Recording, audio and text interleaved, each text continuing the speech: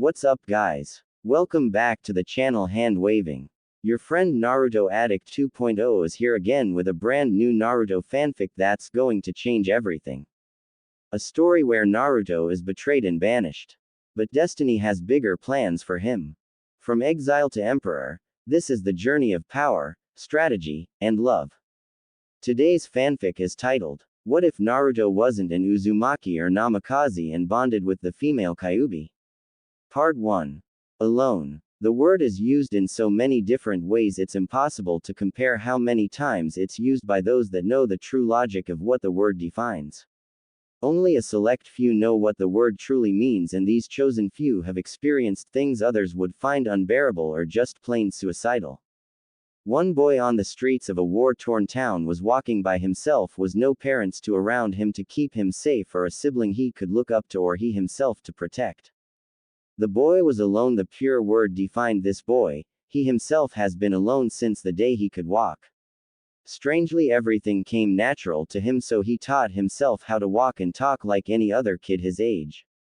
He still had troubles with writing or reading, but he was catching on after reading books and scrolls from the trash cans and practiced writing with old thrown-out scrolls. The boy was strangely tall for his age. For being only a 4-year-old, he was already the height of 4 feet 5. It caught many adults' eyes to see a child of his height. The next strange thing about the boy was his hair. It was long, spiky golden, while some of the bangs covered his eyes. His skin was a tan that showed he stayed outside mostly, and his arms showed some muscle for a kid his age. Usually a 4-year-old would never develop enough to gain any kind of muscle, but this boy was different and he knew it. He just didn't know how different he was from the rest. This child, only at the tender age of 4, was already able to fight, since he had to protect himself from people that would take things he needed to survive. It ranged from petty thugs, mercenaries to other low-life scum.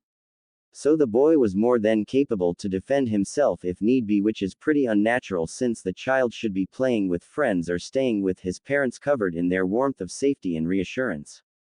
Not this child. Let us begin our little story with the boy, for he is our hero of our little tale. General POV. Walking on the dirt road was a man with the attire of a shinobi. He had dark red hair that was tied up in a small ponytail and had brown eyes. He wore a black shirt with a customized blue chest plate and spalders over his upper body.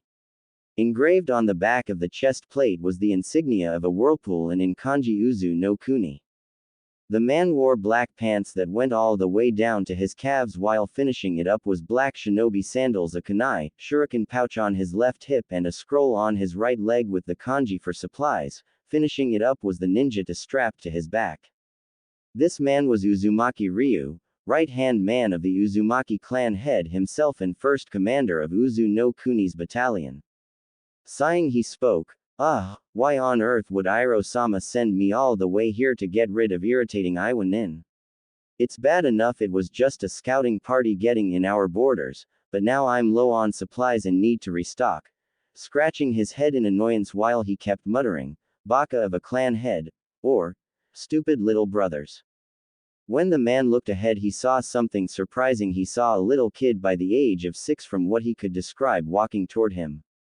He studied the kid with a more curious eye and saw the differences he had than kids he's seen before. The kid has some muscle on him. Now how on earth is that possible? Kids normally start getting muscles around the age of 8 or 10, not this kid's age, and the way he walks, it's like he's ready for an attack. This kid is interesting. With that, Ryu vanished, deciding to follow the kid. With the little boy, he had just passed the shinobi and was on immediate guard in case of an attack. Wouldn't be the first time he was attacked by a shinobi. Hey, what's a kid like you walking out here? It dangerous for little kids at night, especially with the war going on, said a voice ahead of him. Looking up slightly, he saw 3 thugs, each one holding a different weapon.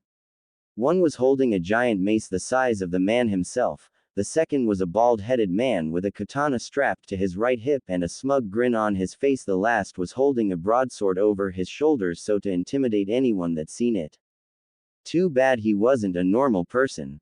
He kept walking, ignoring them completely, which irked the 3 greatly. While in the shadows, Ryu rose an eyebrow in surprise.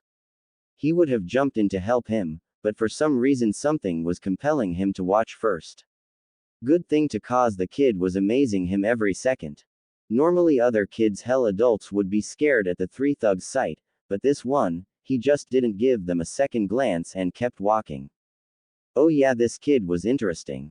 Hey brat, it's disrespectful to ignore those talking to you, said the one with the giant mace, but the boy still ignored him. Hey brat, said the one with the katana, walked over to the boy and placed the unsheathed katana to his throat, trying to scare the gaki. You shouldn't annoy those bigger than you, will get you killed, he said, closing the blade closer to the boy's neck. The other two thugs grinned, waiting for the response from the kid while Ryu was about to jump in and help the kid out. But he got the shock of his life, as did the other two thugs, when the kid practically grabbed the offending blade and pushed it away before grabbing the thug by his neck and pulled him down till he was eye level with the boy. Don't you ever threaten me again, got that? He said in a more childlike tone than Ryu expected. Though the surprise wore off when the boy pulled the struggling thug down even more before actually throwing the full-grown man right over him and into the two unexpected thug, making them all fall in a heap. Turning around slightly, he raised his head so the three and Ryu could see his face more clearly. They could see his now eyes, which scared the living hell out of the trembling thugs, but made Ryu's interest in the boy grow even higher. The eyes were that of the purest azure blue anyone would ever see. It was like looking into the ocean itself, but what scared the thugs was the emotionless look in them, as well as the pure anger to the ones they were aimed at. Or I will kill you, he said, making the last proverbial straw be drawn, which in turn made the three thugs flee in fear. The look in the kid's eyes just screamed killer intent. When they were gone, the boy turned around in Ryu's direction, surprising the man a bit, and spoke. Now what do you want, Shinobi-san? He said, making Ryu in the trees smirk. I was right. This kid here is something unique. Coming out of the darkness of the forest, he showed himself to the blonde boy while speaking. Nothing really, just wanting to help you out if those three tried to attack you, but I can see you got that covered, he finished with a small smile. Confused at the man's action, he shrugged and was about to leave until he heard the man speak again. Hey kid, where's your parents at? He said, but already has a small suspicion. Looking over his shoulders slightly, he spoke in a somewhat somber tone. My name isn't kid, it's Naruto. Naruto D, and I don't have parents, never knew them. I've been alone since the day I could walk. The only thing I have from my parents is my middle initial, he finished, shocking Ryu greatly. This kid hasn't had a parental figure. Then did he teach himself how to talk and walk, for that matter? By Kami, this kid is something else. I wonder, he thought, ending with a small smirk appear on his face. I see, Naruto, then how would you like it if I can grant you a family? He said, making the newly named Naruto turn completely around with a slight widening of his eyes to show any indication he was surprised at the words. Family, you can grant me that? He asked. That was the one thing he truly wanted, and that was a family. Being alone for so long, like he was, tended for him to at least have something akin to a family. So to be offered something like this was a dream come true for him. But he was cautious. Wait, how do I know I can trust you? I've been tricked with this before, he said, narrowing his eyes at the man. Ryu just smiled warmly at the boy, while on the inside he would really like to find those that tricked this boy and maim them ever so slowly. Kneeling down till he was at the boy's eye level, he spoke. Well, I can't really tell you to trust me, that's with your own instinct to do so. I am just here to give the chance orphans rarely ever get. So, what do you say? He asked to the strange yet very unique child. Looking into the man's eyes for any sign of deceit, Naruto ever so slowly lowered his caution before allowing a small smile appear on his face. I'd like that, he said, making Ryu snap his gaze to the child before grinning ear to ear. Good. Well then, I think it's time we go home then, he said with a smile while little Naruto got up beside the man. Looking up curiously, he asked, where is home, anyway? He said. The word was very alien to him since he truly never had a home before, so to find out he was gonna have one was still strange to him. Looking down at boy, he smiled. Home, our country, it's called Uzu no Kuni, and of where my clan resides. It's also where you will be adopted into the family. Would you like that? He asked, which the boy just looked up to him with a small smile on his face. Why yeah, I'd like that very much, which Ryu just grinned even more as he ruffled the boy's hair, making Naruto blink in confusion at the action. Alright then, from now on your name is Uzumaki d. Naruto, which made a warm feeling come over the blonde. It confused him of what this feeling was, but he slowly welcomed it after repeating his new name a few times. Su. Naruto, tell me, how were you able to do that to an adult twice your size? He asked. With that, Naruto and Ryu would ask each other questions as they made their way home. Uzumaki clan compound. Clan heads home. Taking a few short 2 days to arrive at Uzu no Kuni. Naruto was awed of how they had to traverse around the whirlpools to get onto the island. Even then, as he and the person over the last 2 days he saw as a father figure Ryu came upon land, it was so full of life. When they came upon a large village of some kind, he was baffled from all the people he saw. Some that were smiling or greeting one another. He also saw children playing happily with each other. It was like the people around here didn't care that a war was going on, but just looking at all these changes around him made him feel a strange urge to keep this peace alive. Though when they entered a certain building he saw a lot of people geared up like Ryu, but they greeted his To-san with smiles and strange curious looks on him, thought there wasn't a shred of malice in their eyes like he was used to.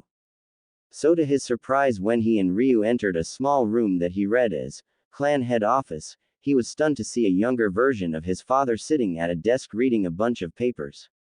In the man's lap was a small red-haired girl with a, to his amusement, tomato-shaped face and the most pretty violet eyes he ever saw. Their entrance got the attention of the two, so when they looked up, the Ryu look-alike smiled at them while the little red-haired girl looked at Naruto with a curious stare. Ah, Ryu-san, nice to see you back. I can see your trip was successful, and who's your little friend here? He said, looking at Naruto with a warm yet curious look in his eyes. The said blonde just looked into the man's eyes, unflinching, amazing Iroh inwardly while making Ryu smirk a little. How about we let the kids go play and I give you my report over a cup of tea? He said, gesturing to the little girl's curiousness of the older boy. While Naruto was looking back at the young girl with a confused stare. Iroh saw this and nodded with a smile. Sure, why not, Masumi, would you like to go play with the boy? He said, asking the little girl in his lap. Looking up, she blinked before waving her tiny little hands in a gesture. Why yeah, I wanna pee way, which Iroh just chuckled at before picking her up and setting her on the floor. Looking toward Ryu, he nodded, which the man nodded back before he looked at Naruto. Okay, Naruto, take her with you to the field outside, we'll be there in a little while.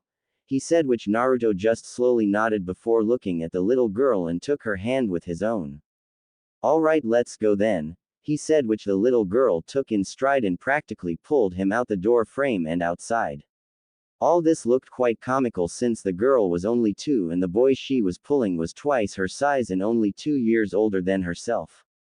After they left, though, the atmosphere in the room suddenly went tense. Iroh moved his eye to Ryu while the warmth in them was still there, but now a cold, serious look in them that spoke of a leader. Alright Ryu, report your findings, which the man just gave a hi. Yes, it would seem the assumptions are correct. Iwa is getting more bold with their offenses. When I reached the area I was designated to be in, there was a scouting Iwa squadron within our borders. I took care of them, but it's just how they're doing it now. It would seem they're getting bolder every day. Kumoto is, from what information I could extract from them, that the Sandaime Reikage and Nadaime Tsuchikage will be talking about trade agreements, but it's still something to worry about, he said, finishing his report.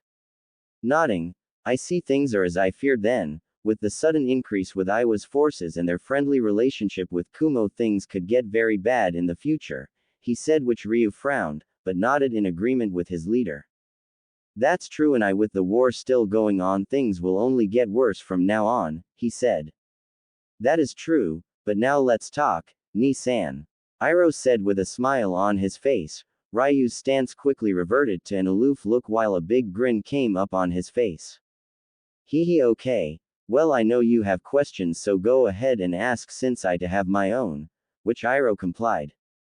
Well, I'd like to ask, who is that boy you're brought along? I can already tell he's different from the stance he was in and the look in his eyes. So care to tell me who he is? But the look he got from his brother was something that shocked him a bit. Ryu's eyes quickly turned into a fatherly warmth when Naruto was mentioned. Ah, that boy, well, his name is Naruto D, and I found him walking the streets of one of those war-torn villages, he said, but was cut off when Iroh rose an eyebrow at the kid's name. Naruto D. What's the initial for? But only got a shrug from the man. I don't know, the kid only said it was the only thing he was left by from his parents. Though get this, that boy, he's really something, Iroh, he said, which the man just rose an eyebrow. How, he's only what, 6, 7 years old, right? Nothing special about that, right? But only got a negative shake of the head from Ryu. Linking his hands together, Ryu spoke. No, Iroh, this boy is very unique. Let me tell you what I mean. With that, Ryu told Iroh about his first time seeing Naruto and his amazing capabilities. Outside the compound forests of Uzu no Kuni. It had already been a few minutes since Naruto was dragged by the little girl. Since then he was sitting on the grass watching the little long red-haired girl play around on the slide or sandbox. Though looking at the little girl he felt a small smile come up on his face.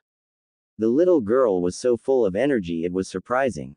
Oi oi, said a excited voice. Looking up he saw the big violet eyes looking back at him. Startled at the sudden closeness he fell backwards, making the little red head giggle. Blinking, Naruto looked up at the bright blue sky until he saw the little girl crawl up to him with a curious look in her eyes. Hey Anyo, what's your name? She asked, which Naruto just blinked before setting up right before turning his gaze to her. Me. Well, my name is Naruto, what about you? He asked, smiling innocently. I'm Kushia Uzumaki. And she said before counting on her fingers before showing them to his eyes. And I'm 2 years old, she said, messing up her saying like a toddler would. Nodding, Naruto gestured at the playground. Why aren't you playing? Which Kushina looked down at the ground embarrassed, but he did catch her mumbled words. Cuz I can't swing by ms Welf. Nodding a bit he stood up and grasped her tiny little hand in his own. Then I guess I'll help you then, huh? He said a bit more cheerily around Kushina. The girl's eyes got wide before she started jumping up and down excited. Yay! Exclaiming the hyper redhead before she tried to get on the swing. Only for her to be too small to get up there alone. Looking at Naruto, he saw the tears welling up on the sides of her eyes. I'm to SM wall, trying to jump into the seat. Naruto saw this and chuckled slightly before doing something he's never done before. He walked over to Kushina, kneeled eye level with her and picked her up gently, surprising the little girl and setting her into the swing. Kushina blinked before looking at the smiling Naruto. Thank you, she said. Hearing her say this he just gave her a nod. Now want me to push you? He asked. Kushina abruptly looked at him and grinned. Yes, I wanna go high. Which he just obliged, so with that he lightly pushed the little girl on the swing while thoughts ran through his mind doing so. Why is it that I'm so much more relaxed around this little one? I've smiled, laughed more than I was with San, or even more than I can remember actually. Though when he looked upon the little girl that looked to be having the time of her life as he pushed her on the swing, he smiled faintly.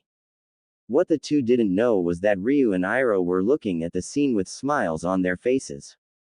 When Iroh was told of Naruto's amazing capabilities from Ryu, he admitted to be interested in the boy as well. Hell, he was shocked greatly when he said the boy was actually 4 years old and just really tall for his age. So when Ryu told him that he adopted Naruto into the clan, he was greatly curious of how good a shinobi the boy could be.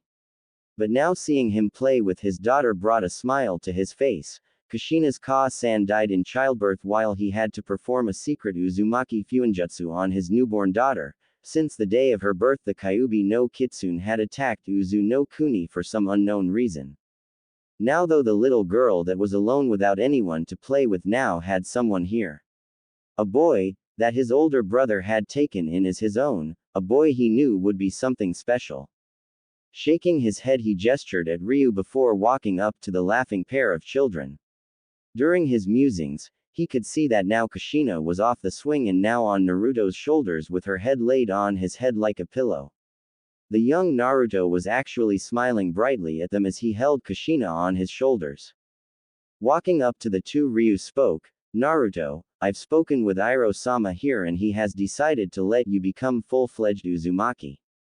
He just wants to ask you one question is all he asks," he said, but was actually hoping Naruto agrees. Looking at Iroh, he spoke, "I don't care anything, to have a family is good enough for me," he said, which both brothers smiled genuinely at. The boy unknowingly was already part of the clan and family. Kneeling down, Iroh asked, "Well, Naruto, I want to ask you a personal question. Do you wish to become strong?" he said with a serious glint in his eyes, but Naruto met his gaze unflinchingly, living a life as he had made him grow up quite quick, so meeting a man's gaze like this was nothing to him. "Without a doubt in my mind, I'd do anything to get stronger," he said. "Alright, and what would you do with this power and strength when you had it?" This was the most important question. But the answer he got made his eyes go wide while Ryu chuckled, somehow expecting the answer. Glancing at Kushina's sleeping form, he turned his gaze back at Iroh with a determined look in them. "To protect those important to me, I will become strong, stronger than anyone, stronger than the gods themselves if I must, if it is to protect those I care about." This made Iroh close his eyes to hide his shock. The answer he got was so unbelievable, and to think he got it from a 4-year-old. Chuckling a bit, he opened his eyes once more and said, "Very well then, from today onwards, Uzumaki D. Naruto, you are to begin your training as a shinobi of Uzu no Kuni and a proud protector of the Uzumaki clan." Ryu rolled his eyes. Iroh was always the bit over-dramatic even when they were kids. "Hi, I will become strong and make the Uzumaki clan proud, come high hell or the wrath of every Biju. I will become the strongest being alive so I can protect those important to me," he stated. Clasping his hands together, Iroh spoke with a grin, "Very good then, well then I do believe it's time we all got some sleep, we can discuss your training tomorrow," which got nods from Ryu and Naruto. So with that, Iroh went to take Kushina from Naruto's shoulders, which was a bit hard since she was a bit clingy to Naruto form. So as Naruto watched Iroh take his sleeping daughter to her bedroom, he took another glance at the little girl and smiled once more. "Yeah, to protect those important to me, that is my oath, to protect what I cherish the most till my dying breath." Unknown to anyone, a certain fox had seen the whole interaction with her container and the boy and was greatly curious about the hidden power within the boy. The being chuckled. "Things are getting interesting, hee hee hee." 5 years later. 5 years. It's been 5 years since Naruto was adopted into the Uzumaki clan and his first meeting with Kushina. 5 years since he began his training with his father, Ryu. And finally 5 years since his friendship with Kushina grew leaps and bounds. After his first time meeting with the hyper little redhead, she would stay as close to him as possible. Like as close as him carrying her piggyback or on his shoulders, but he truly didn't mind, in fact especially when he found out her was her favorite thing to do. Kushina, to him, was in so many words, but the most simple one was his best friend. No, she was more. To him Kushina was most definitely an important person he'd risk death for. Though embarrassing situations always followed between him and Kushina, which Ryu and Iroh would use to blackmail him later on.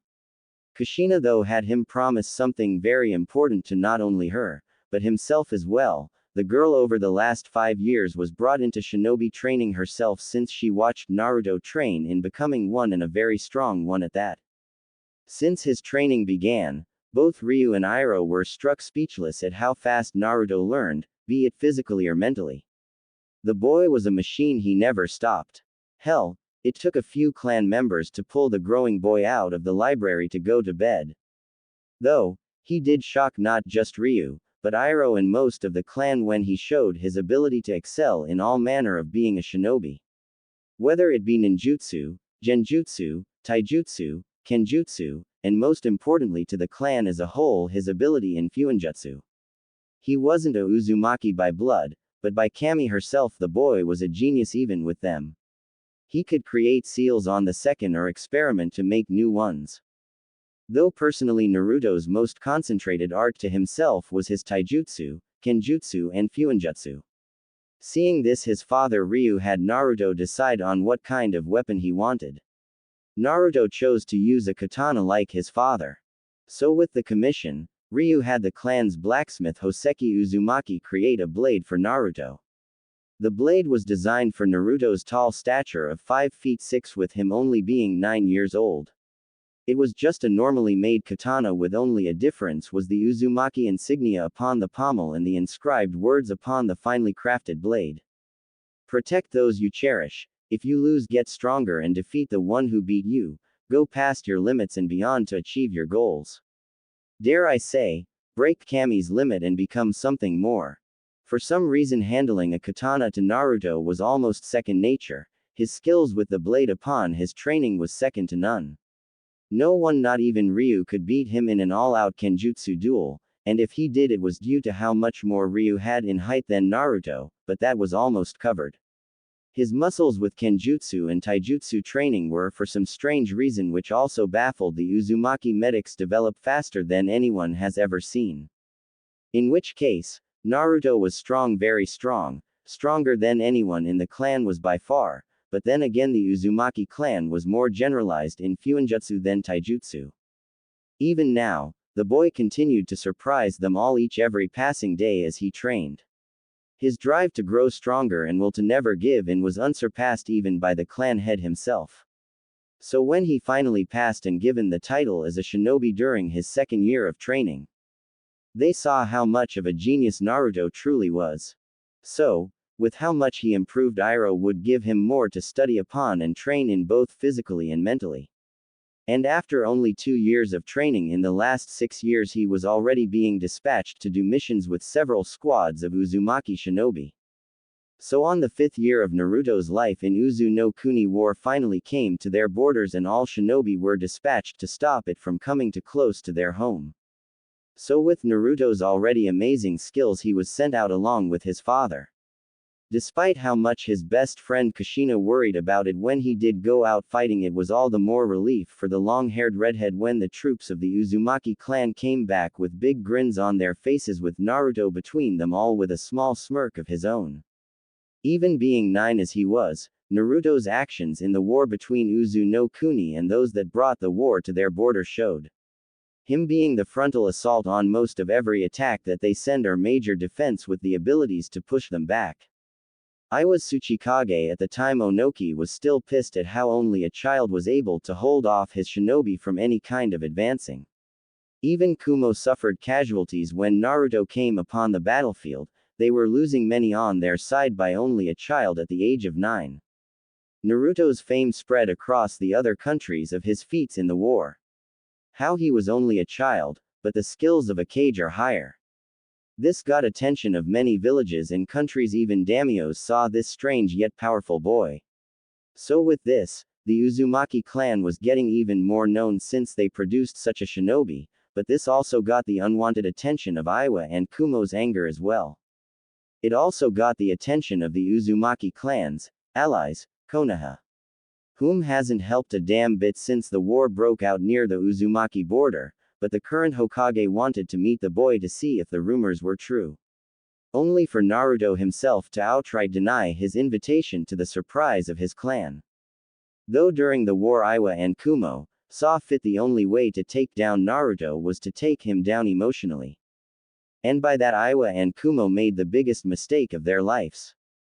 It was when Ryu's command post was ambushed. By a combined effort of both Iwa and Kumo did they attack the unprepared Uzumaki.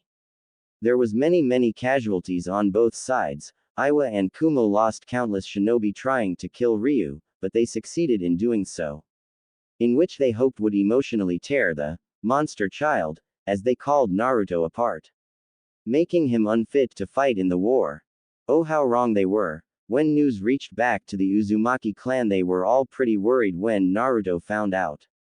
I mean, Uzumaki Ryu was one of the most well-respected Uzumaki in all of history. And one damn good of a shinobi, So when they heard he was ambushed by Iwa and Kumo and their two armies, things went straight to hell. Flashback. Naruto just sat there in front of Iroh, who had a saddened look upon his face. He had just heard the news of his older brother dying in the war. He truly felt the man shouldn't have died like he did, but he took a lot of them with him. But right now, he just told the very son of the man, his father was killed by his hated enemies. He honestly didn't know what was gonna happen, but was worried Naruto might do something crazy and idiotic. He was right. Abruptly standing up, Naruto lowered his gaze to the floor and spoke, "Thank you for leaving me with this news, Iroh-sama, but I must go," he said, turning around so Iroh wouldn't see his shadowed eyes. The clan head had a feeling a dread come upon him and spoke before Naruto could leave, "Wait, Naruto, please don't do what I think you're gonna do. Don't do it," he pleaded with the boy, no man that had fought in the war and was undoubtedly stronger than him in certain aspects. Turning his head slightly, Naruto spoke in the most chilling tone Iroh has ever felt before, "No, Iroh-sama, I will not let this go. Two-san was the one who brought me out of that accursed life. Gave me a new life and family, and those bastards killed him. I will not let this go unpunished." The words he spoke made Iroh freeze in place. It sounded like death itself was talking to him, shaking him out of his stupor. "But Naruto, what you're doing is suicide. Your father wouldn't want this for you. Please don't do it. Think about what you have here. If you go out there and fight, you won't be coming back alive. Think about Kushina. She would be torn up if you died, and you damn well know it," he said, trying to plead his adopted nephew out of doing what he was gonna do. Naruto stood there at the door frame for a good few seconds before turning around completely and revealing his eyes upon Iroh, who saw the look in them nearly had a heart attack. They held such anger and intensity he was close to the brink of passing out. The blue in them were as cold as the coldest glacier and were sharp enough to cut through solid steel. Naruto's face was contorted into a face that showed his immense anger, but also pure uncontrolled hate. "No, I won't die. Not right now, Iroh-sama. I'm not doing this for not just out to avenge Two-san, but to end this petty war. We are losing many lives to this and I won't allow it anymore. Besides, Kushina-chan should know better than anyone I can't die easy. But I will be back, Iroh-sama, and this time whether I come back hated by the clan or not for my actions I don't care, at least I helped my clan. But I will go give Kushina a visit before I go," he said. Not seeing any way to stop the teen, he lowered his head in defeat. "Very well, Naruto, but please don't die out there. The clan needs you. Kushina needs you," he said, which Naruto just nodded before he disappeared in a shushin. Appearing in front of Kushina's room, he quietly opened the door to see the sleeping redhead with piles upon piles of Fuinjutsu scrolls around her on the bed. Smiling amusingly, he gently put the scrolls away before lifting up Kushina's sleeping form and put her in bed before covering her up. Upon doing this, he kissed her forehead with a few goodnight words to her. "Good night, Kushina-chan, hope you don't get mad at me for my actions." With that, Naruto strapped his katana, the one his father had made for him, across his back and covered up his face with a black mask. With that, he jumped to the window and jumped into the forest, heading for the fight of his life. Kyuubi within Kushina's seal saw the little interaction and frowned. The boy she watched for the last 6 years kept amazing the Biju every day. The way the boy grew stronger, his abnormal way of learning and abilities no other human has she seen had before. Kushina, the girl she was starting to talk to early on, would probably be worried sick for the boy. Hell, even she, the Kyuubi no Kitsune, was worried for the kid. Correction, man, no boy faces what he does every day. Flashback over. Needless to say, what Naruto did would be told for years and years to come. Storming into the combined base of both Iwa and Kumo, which in itself was the size of a hidden village. The angry Uzumaki raised all sorts of hell in the place, planting explosive tags all around the weapon storages to food and water supply. He also practically used his arsenal in ninjutsu to destroy many unexpected shinobi, in which awoke a hornet's nest. Upon the next scene that followed could only be said to have been insane and completely shocking. a 9-year-old by himself was fighting and actually destroying waves and waves of shinobi left and right. The wrathful Uzumaki was like a vengeful god. His anger couldn't be sated until all those that were in on the attack of his father felt his full wrath. This battle had gotten the attention of both the Sandaime Raikage and Sandaime Tsuchikage, and both were shocked at seeing the one person that had been the biggest thorn in their side in the war. And seeing most of their shinobi all lay dead at their feet made their anger for the unnaturally strong child go up even higher. The battle that happened next could only be described as destructive. One lone child fought 2 cages and leftover shinobi. Naruto had to use everything he had to fight them at a standstill, while the other shinobi were pretty much just caught in the crossfire. Though the odds were stacked very high against Naruto, he did the impossible. He was beating both of the cages back. That is when the old Tsuchikage pulled out the last trick up his sleeve, hoping it would catch the devil child's guard off for them both to kill him. Too bad he didn't know how bad he just messed up. Flashback. Panting, Naruto held his katana out in front of him against the 2 exhausted cage in front of him. The area around them was full of craters, upheavals of rock from Onoki's Doden Jutsus and a massive thunderstorm from the Raikage's nature-powered Raiden Jutsus. Bodies of both cages' shinobi littered the ground around them. All killed by one child. A kami-forsaken child. Naruto's form wasn't any better. He was bleeding everywhere. His katana was closing to shattering, but thanks to enhancing it with futon chakra it was able to sustain attacks, but even that was cutting it close. Over his face was just blood going down his head. All his other weapons were gone due to fighting a massive army. He had wounds coming from every part of his body, big slash wounds across his chest, a scorch mark upon his back which would have left a scar if not for his protective chest plate. His left arm was useless due to it being broken in several places by a Doden Jutsu, which left him holding his weapon with his right hand. Blood poured from all around him out of his wounds and from the blood of his enemies around the battlefield. Panting, the Sandaime Raikage, a very tall muscular dark-skinned man was kneeling on one knee as the other used for support. The man was covered in injuries as well, from a broken jaw and quite a few teeth knocked out from what looked like a well-placed punch. The man's right arm was totally singed from down on up. His left eye was closed due to having too much blood pouring down his face. Panting, damn, now I see why this kid was such a pain during our offenses. His father was just as bad, but this kid, he's something else, he said while his respect for the kid despite his anger toward him rose a few notches. Onoki just snorted. He too was completely bloody from head to toe.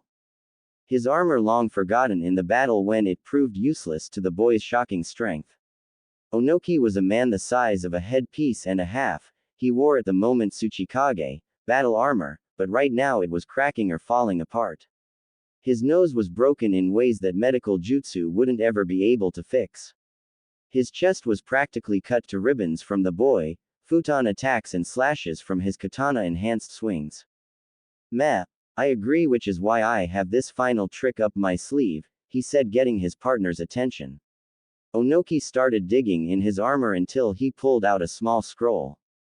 Naruto tensed ready for a possible attack, but he was already reaching his limit just by standing where he was. He doubted he could get back to Uzu no Kuni like he was now. Though when the Raikage saw what the scroll really was, he had a nervous look in his eyes.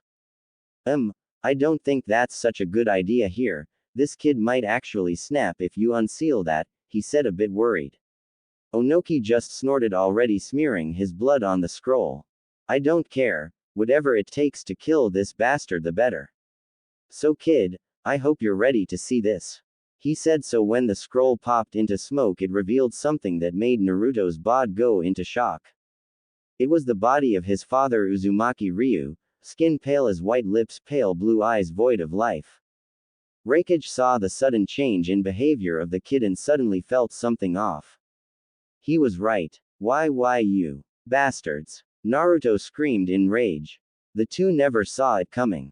Flashback over. What would have been told by those 2 cages that survived the incident was something that was just plain impossible.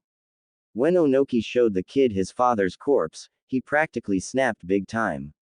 He started to release so much killer intent on them it froze them in place. They never commented on it, but to them it was the scariest thing in their lives. They saw the very ground around them start to crack and break.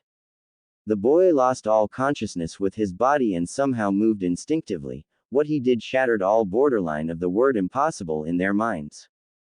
The kid grabbed the air itself somehow and started to grip it before they heard something like he was ripping paper, but the kid brought both his hands down with the sound of earth tearing itself apart.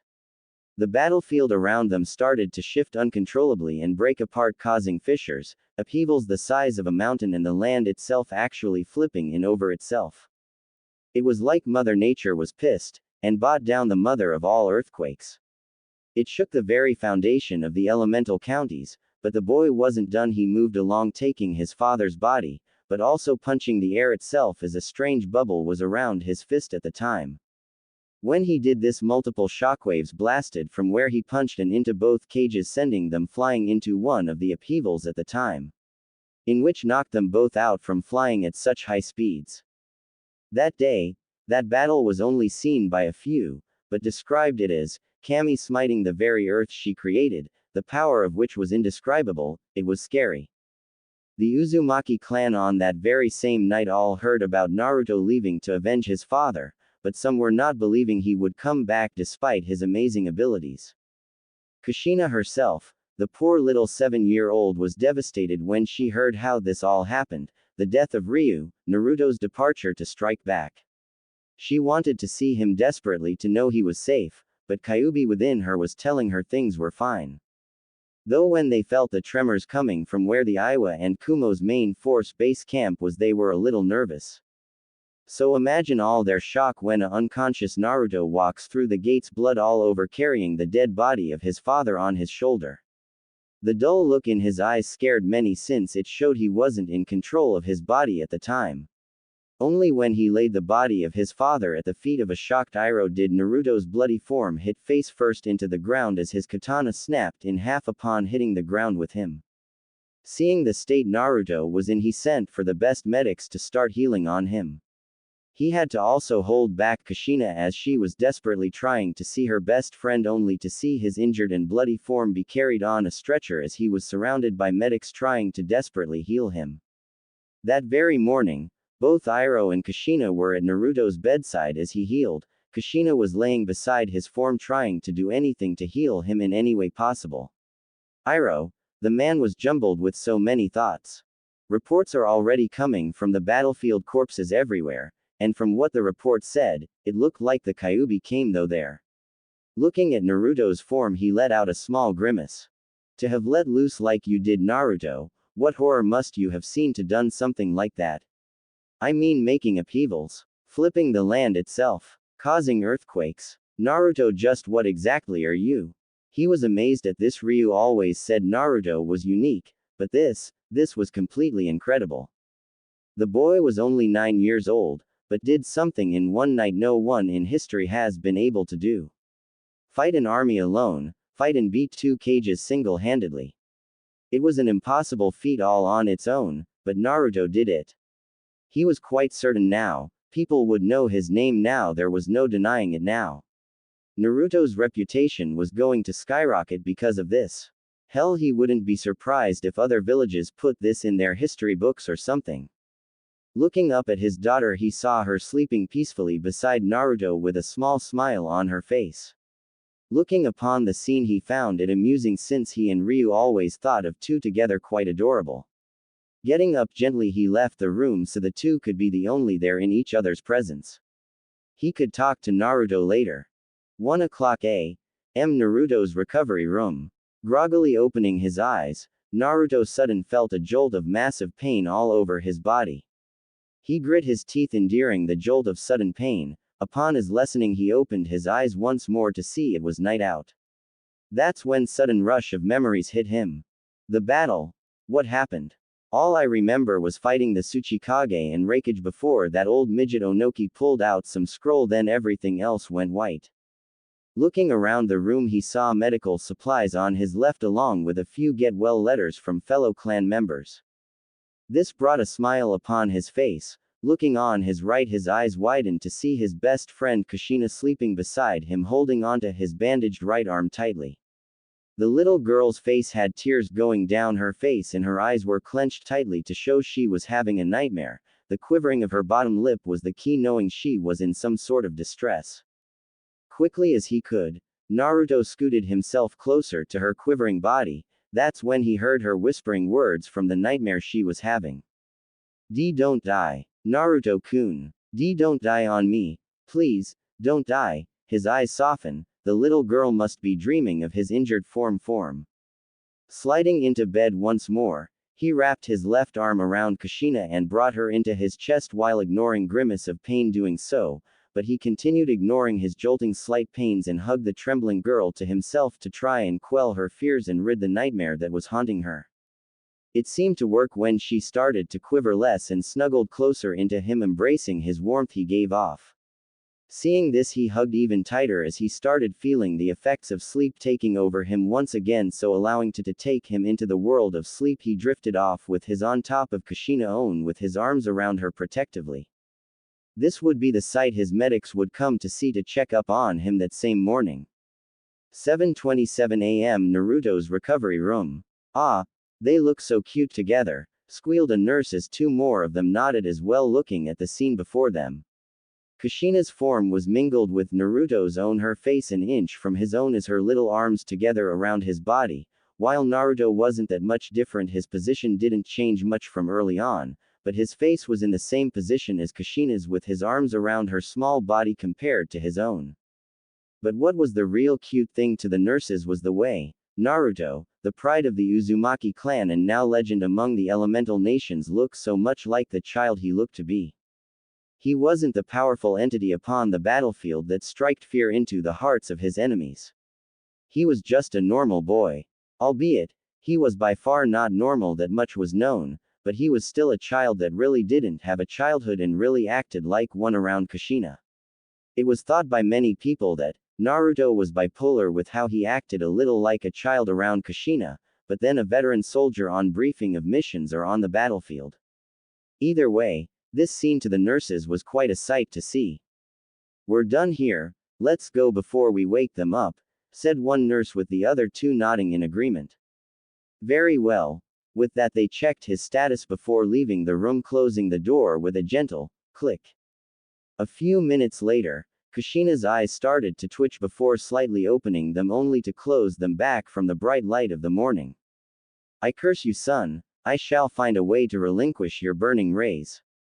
Or my name is Uzumaki Kushina Databane." Kyuubi chuckled at her container's words. It was so funny sometimes how much Kushina hated the sun in the mornings. "Wakey wakey, Kushina-chan. Huh, Q-chan, when did you wake up?" "Meh, around a few minutes ago, but you certainly found yourself in a good predicament if I do say so myself." Mentally scrunching her face up in confusion, which to Kyuubi made her look like a kid to her amusement. "What do you mean? Well, what do you remember before you fell asleep?" Well, all I can remember is being with Tu-san in Naruto-kun's room when he was recovering." Finding the upcoming question amusing, she asked, "And do you remember anything else before you fell asleep?" No. He. Then wake up and you'll see what I'm talking about. Also tell Naruto-kun I said hi." And before Kushina could reply, Kyuubi mentally pushed her out of her mindscape with a small laugh. That's when Kyuubi's face got serious. She did give Kushina a small lie there. She was awake through everything. When Naruto left and returned, she had seen his body upon return. It was a good thing Kushina wasn't able to see the full extent of his injuries, or she would be having nightmares for a while. Though, she did hear of Naruto's achievement. To say she, the Kyuubi no Kitsune strongest of all Biju, was surprised was an understatement. She was completely shocked at seeing someone like Naruto's age doing what he did. Sure, she's seen his abilities before during spars with Iroh and other clan members, but she heard of what he did at the base, decimating it completely, leaving no survivors with only the Tsuchikage and Raikage barely alive. Now, she found it shocking when she felt the tremors from where the battle took place. She and everyone else in Uzu no Kuni felt the quakes and tremors coming from the battle, and to learn that someone outside the battle scene it was Naruto to have caused such shockwaves and from the earth itself was saying there was much more to Naruto than she or anyone else knew. The puzzle that was Uzumaki d. Naruto, that was almost solved by her just got much more confusing and challenging. In history no human was recorded in the elemental nations to have the control and manipulation to control the very earth itself, yet Naruto did it himself and on godly levels as well from what this spectator reported. Now usually she wasn't so interested in humans, but Naruto was by human standards, not human, for his terrifying powers and the strength he wields. Now to her, Naruto was most definitely strong enough to probably face the Ikibi or Nibi, but not any higher. But an assumption like that was most legendary in itself. She honestly couldn't wait for the coming future of how much stronger Naruto might become and the relationship between himself and her container. Back in the real world, Kushina's eyes suddenly snapped open to see nothing but the sleeping face of Naruto in front of her.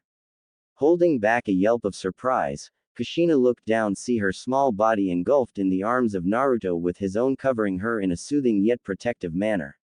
She blushed though, when she felt her arms wrapped his back or at least mostly around his back since he was still much taller than her.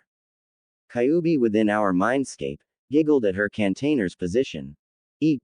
Muttered a maroon-faced Kushina. This seemed to wake Naruto up for he started to stir a bit, but this got the action of him opening his eyes.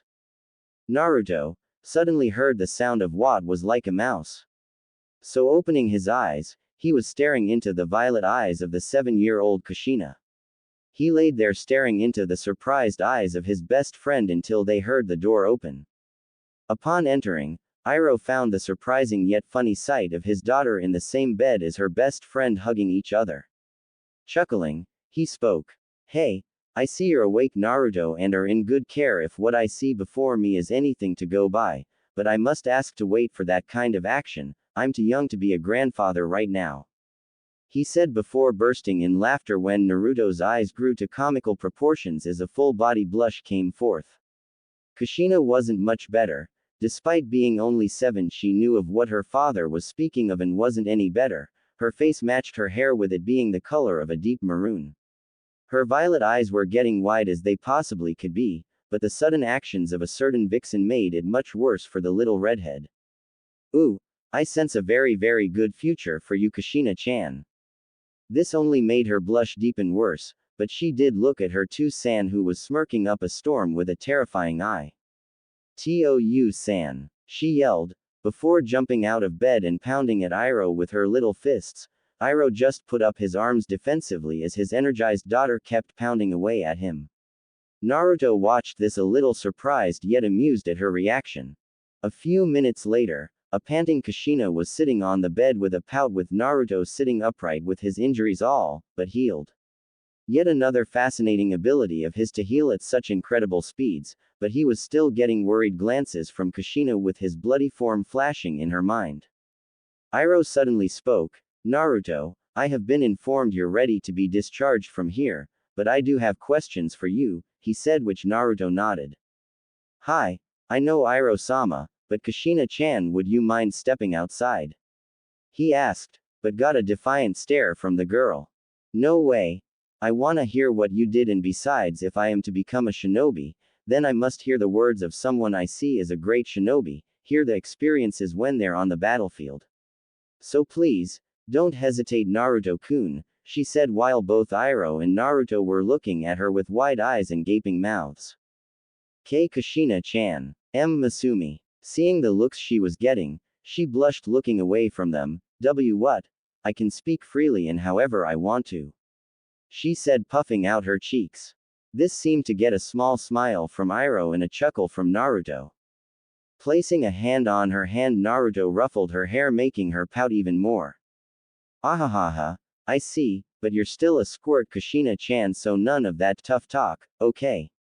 He said jokingly, which Kushina stuck her tongue out at him, which only amused them both even further. Hey, I'm only 2 years younger than you. Even if you're taller than me. She pointed out indignantly. Naruto just chuckled even more while messing up her hair even more. thus earning a small growl from her which soon turned into her trying to pull his hand away from her. Iroh, seeing the childish scene, suddenly remembered what he needed to ask Naruto about. Well, enough games, Naruto, I need you to explain everything to me right when you arrived at the base, and if you can, when you left, trying to not say, and when you carried your dead father's body all the way back to Uzu no Kuni. Flinching, which Iroh caught, Naruto stopped his torture with Kushina, which the little girl looked worryingly at him. Yes, it is best you know, right after I left Uzu no Kuni. Thus, Naruto explained everything to Iroh, his arrival at the base, his laid out plan of destroying their supplies, and hesitating a bit on his part of his silent killings of many shinobi. He also told him of when he unleashed his arsenal of ninjutsu. The rest shinobi that weren't exterminated by the attack jumped at him. Naruto spoke of his fighting with the army, using his control of Futon, Suiden, and Raiden to its fullest potential, releasing all of his abilities in Kenjutsu to their fullest capabilities. Then he told them of his fight with Onoki and that raikage with the last of the shinobi joining them. Iroh was amazed of how the boy held his own against the two cages after facing an army that size. While Kushina had a starry look in her eyes, Naruto told them of when he had to release all of his personally created chakra and weight seals upon his body and katana to make himself at least a little above both Onoki and the raikage. Afterwards he explained the fight, Onoki using his Jinten release, dust release, while the raikage used his Raiden jutsu that was powered by the natural lightning itself. Then how did you fight them both when they used those kind of elements, Naruto-kun? Kushina asked cutely with curiosity. Naruto smiled. Well, let's just say I have my own way of facing elements like that and leave it at that. Now on to what else I remember. All I remember next is that all three of us were at our ends, and I was close to collapsing, until Onoki did something, he said with a thoughtful look come up on his face. Try and remember, Naruto, please, I need to know, it's very important. Iroh said, hiding his astonishment of the man in front of him. Naruto was only 9 years old, too young to be on the battlefield or be a shinobi for that matter. But the boy was very adamant to become one. It was still so incredible to see someone as young as him rise to power in such speed as he has.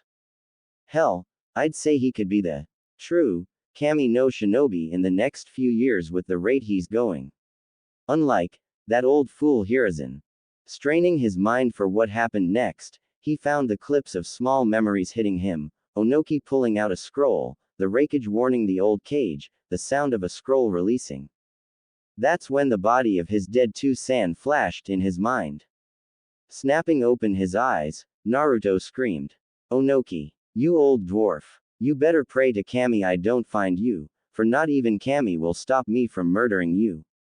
Shocking the two Uzumakis in the room, or Kushina's case scaring her. Iroh jumped out of his seat and held the struggling Naruto down. Naruto, calm down. The fight is over, you won. But the words didn't cease the screaming blonde that was now in an enraged state. The killing intent coming from the blonde startled many in the hospital, while some shinobi were speeding toward the building to find the source. Iroh was having much trouble holding down the furious boy. Kushina was watching with tearful eyes, wondering what made her best friend go into such a state. War can do many things, Kushina-chan, and there is many things Naruto hides from you. Like his side of a deadly warrior, or his anger and hate to those he despises the most. What you're seeing now is Naruto's mental blockade. He has probably held back all these years completely destroy itself. Whatever happened in that battle must have made Naruto-kun snap. Is there any way to stop this? I want Naruto-kun back. This one scares me. Kushina-chan, you might have to get used to this side of Naruto. There will be times when he's like that in the future, and he will need your help to quell down his anger, or he might just lose himself in the state of bloodlust and hate. But a way to turn him away from this kind of state is only one way, and that's from having someone very important to him try and pull him back to reality before he loses himself. After hearing what Kyuubi said, Kushina looked at the struggling form of her best friend and her Two-san, who was trying to calm him down only to end up failing and making it worse. She decided what to do. I will help Naruto-kun in any way I can. As long as he comes back to normal. I'll do anything. Good kid, but hurry, he's getting worse. Snapping out her stupor, Kushina stood up and ran to the bed before jumping onto Naruto's form. Pushing away her 2 she placed her hands upon his shoulders and got into his face. Naruto-kun, wake up. This isn't you. You're not like this. But it was to no avail. The blonde was almost at his limit before breaking loose and letting his lust for Onoki's death overcome him. Kushina, get off him. He's not in control of his body at the moment. Iroh shouted, trying to handle the situation, but his Masumi just made it worse. Though he couldn't help, but know she was probably more worried than he was with how Naruto was acting. He didn't get an answer from her since she was too concentrated to find a way to calm Naruto down.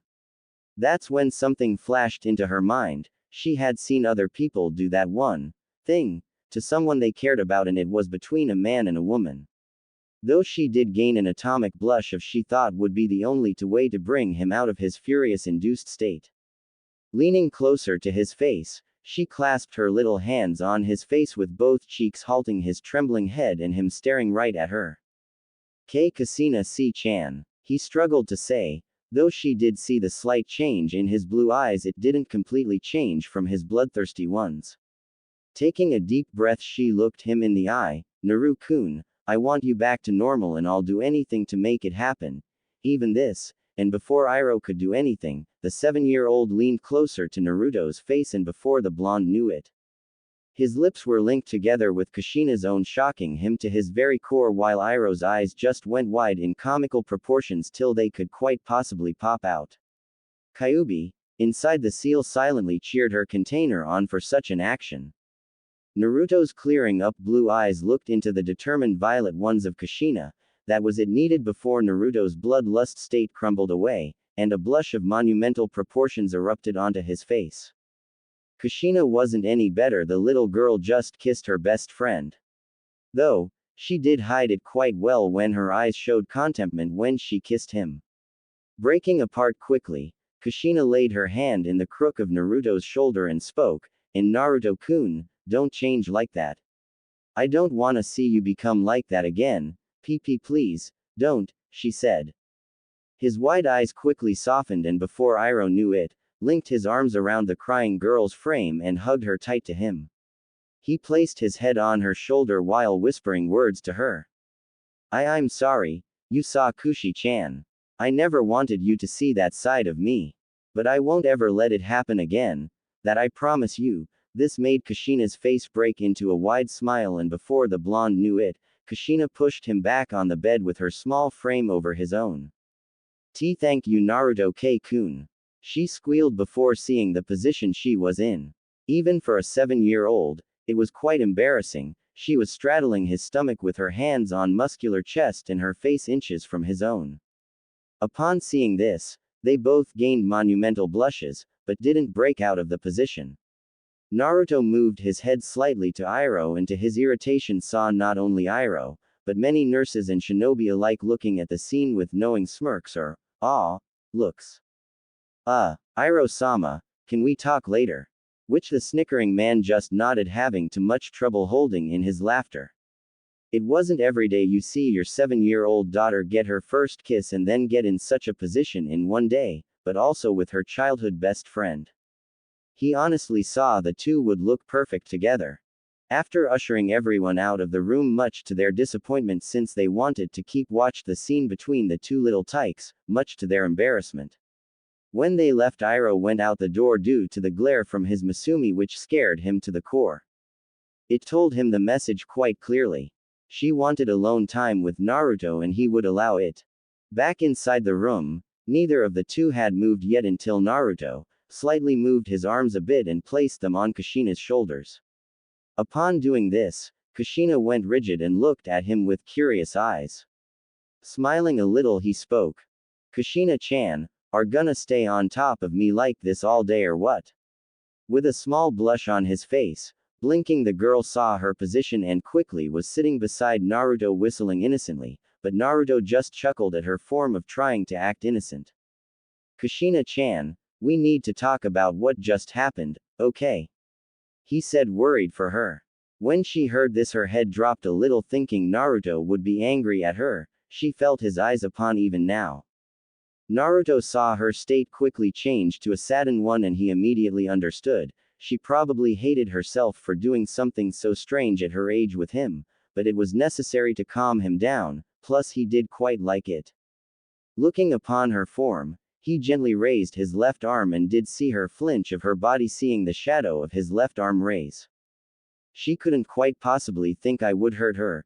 Quickly he pulled her into a hug with his left arm, pulling her form into his form while wrapping his right arm around her body. He wanted to do anything to soothe her worries. What he did back there, he never wanted Kushina to see, and for her to bring him back from the brink of insanity was quite a feat. His respect for the girl's courage was even higher than it already was. Kushina stiffened when he wrapped his arm around her, but she froze completely when his arm wrapped around her. She couldn't speak or do anything except stay frozen in place. So when Naruto's face went to her ear, she heard him speak 5 words that broke the proverbial dam of emotions. "Just let it out, Kushina-chan." And she did. Not a second later, tears started to swell up in her eyes before she stated, crying into Naruto's bandages chest. It escalated into soft cries, into loud wails which were slightly muffled as she was against his chest the whole time. She let out all her emotions, ranging from when she saw his injured form, from his bandaged body on the bed, to finally his enraged state going wild. Letting out the emotions she kept down were freely coming out like a waterfall.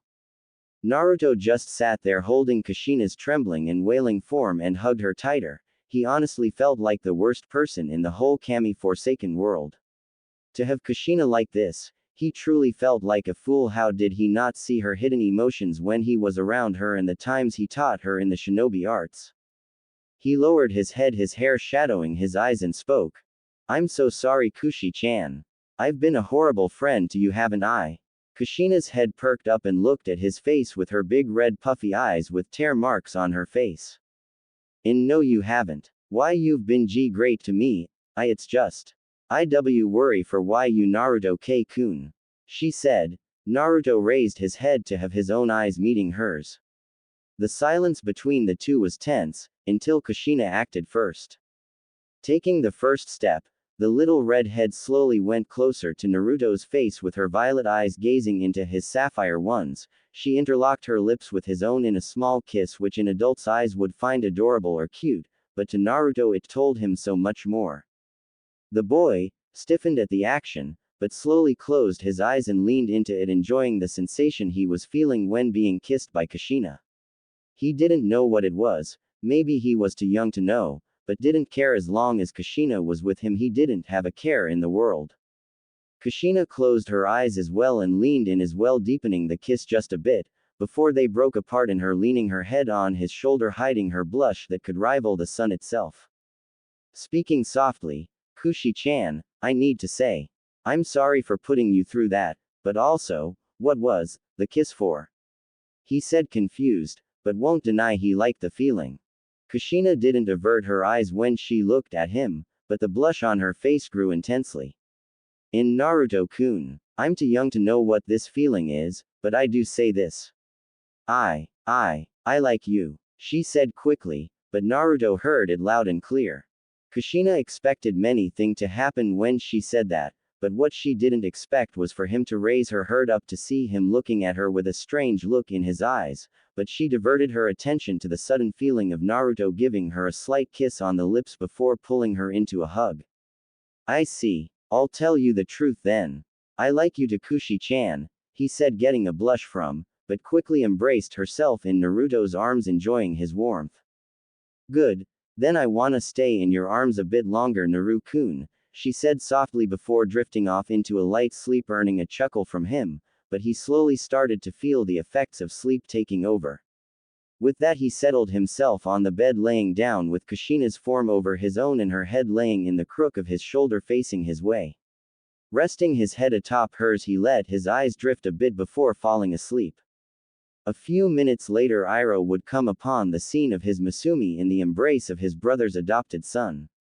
He could see something big happened with the content smiles on their faces, but already knew he would never know what truly happened.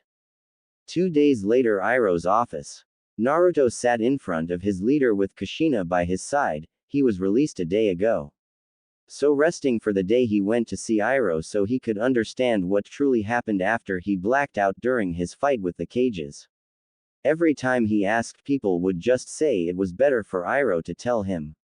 So here he was sitting with Kushina holding his hand with a serious expression on her face, which was quite odd for a 7-year-old.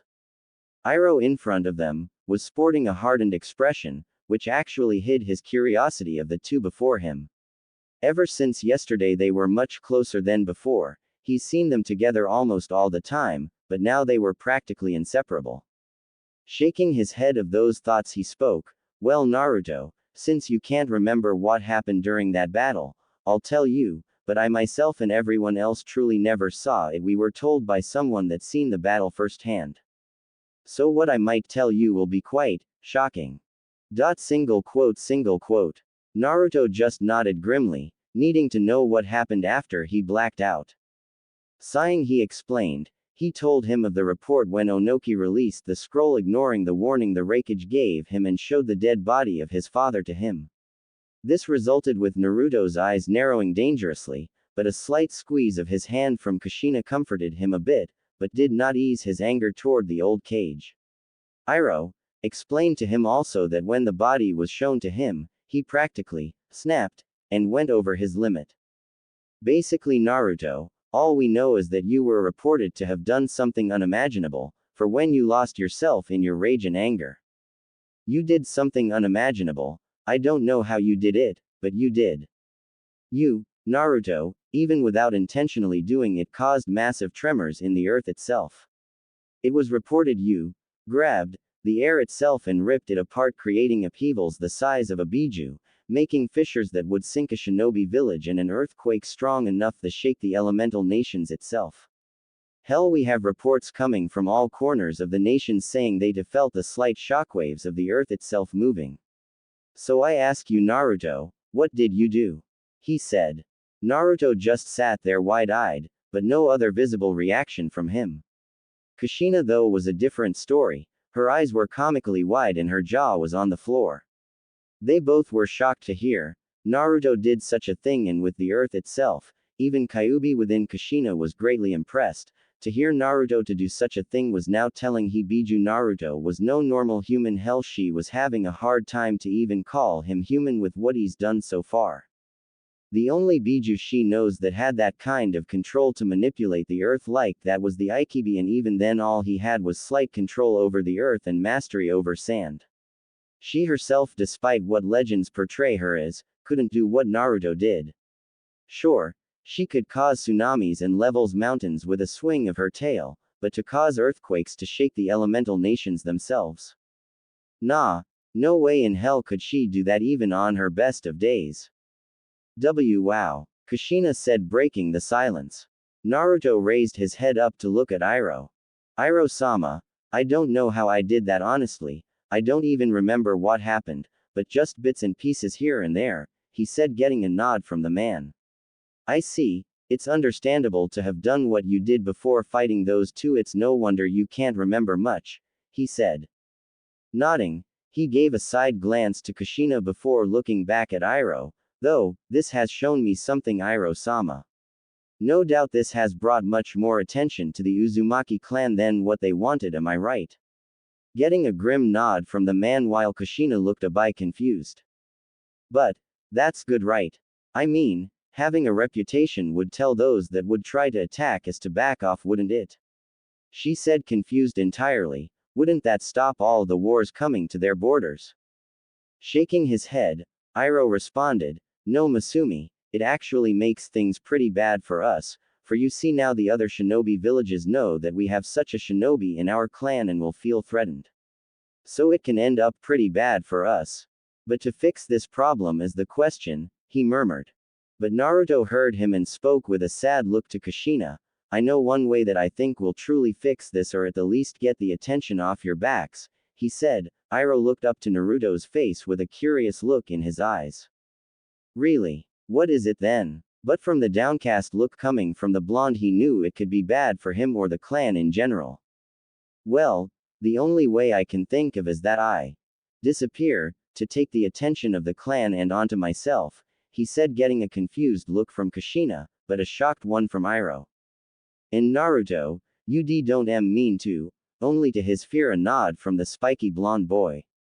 Yes, if you think about it, it's truly the only way to ward them off the clan. Besides, I couldn't bear to see the clan hurt because of me. The conversation was making Kushina worried, especially the horrified eyes of Iroh and the sad ones of Naruto's, so she spoke. Naruto-kun, what do you plan on doing?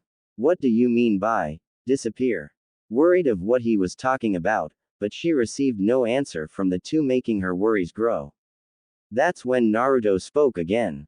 What I mean, Kushi-chan, is I plan to erase my existence from the world for a while, hiding my presence from everyone, never to be heard for a long time. He saw the sudden look of horror on her face and quickly continued to ease her thoughts. Don't worry, I won't be gone long. Iroh-sama here can give me a long-term mission, which would last at least a year. That way it would throw off the heat the clan is getting from my actions and also allow me to train to get stronger. He got a deadpan look from Iroh, which was saying loud and clear. Seriously? You wanna get stronger? But I don't want you to go. She said, looking him in the eye with a sad look in her eye-violet orbs. Flinched at her look, but remained resilient. I know, Kushi-chan, but I don't got another choice. Besides, it will only be a year, right, Iroh-sama? Which got a nod from the man, who couldn't help but agree with Naruto's logic. See? Besides, when the year is over, I'll come straight back to you, so don't worry, okay?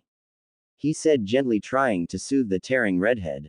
Hanging her head low, she spoke, PP promise. She murmured silently, but Naruto heard her and scooted closer to her, picked her up and set her on his lap.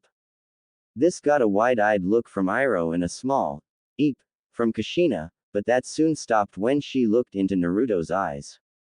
They stared at each other a few seconds before Naruto closed the distance and, in a move that shocked Iroh to the very core, kissed Kushina on the lips, though the small little girl blushed at the action, first accepted it and leaned into it a bit.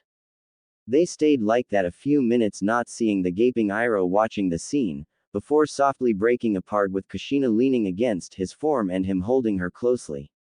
Kushina looked up into Naruto's eyes and spoke. Fine, I'm okay with it, as long as you come back to me, got that? She said, poking him in the chest with a look that said, you better or you shall feel my wrath.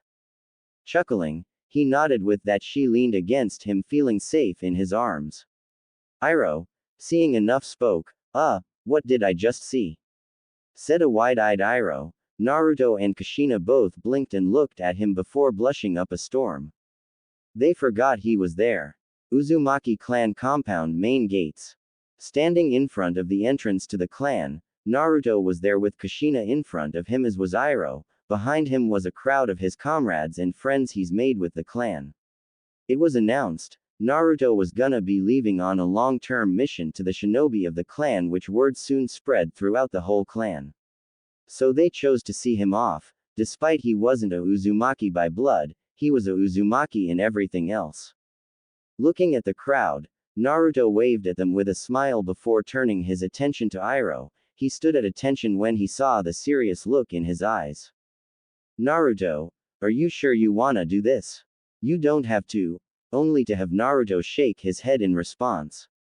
No, Iroh-sama, I know this is the only way. Any other would possibly endanger the clan, and I would rather die than let that happen. Plus, Tu-san would agree with me on this one if he was here, with a sad tone when he spoke of Ryu. Iroh held his head low. Naruto was shown the body of his father in the morgue before he left. The boy was silent ever since then. Sighing, I guess you're adamant about this. Just remember, Naruto, to come back at the end of this year, okay? He said, which Naruto nodded at.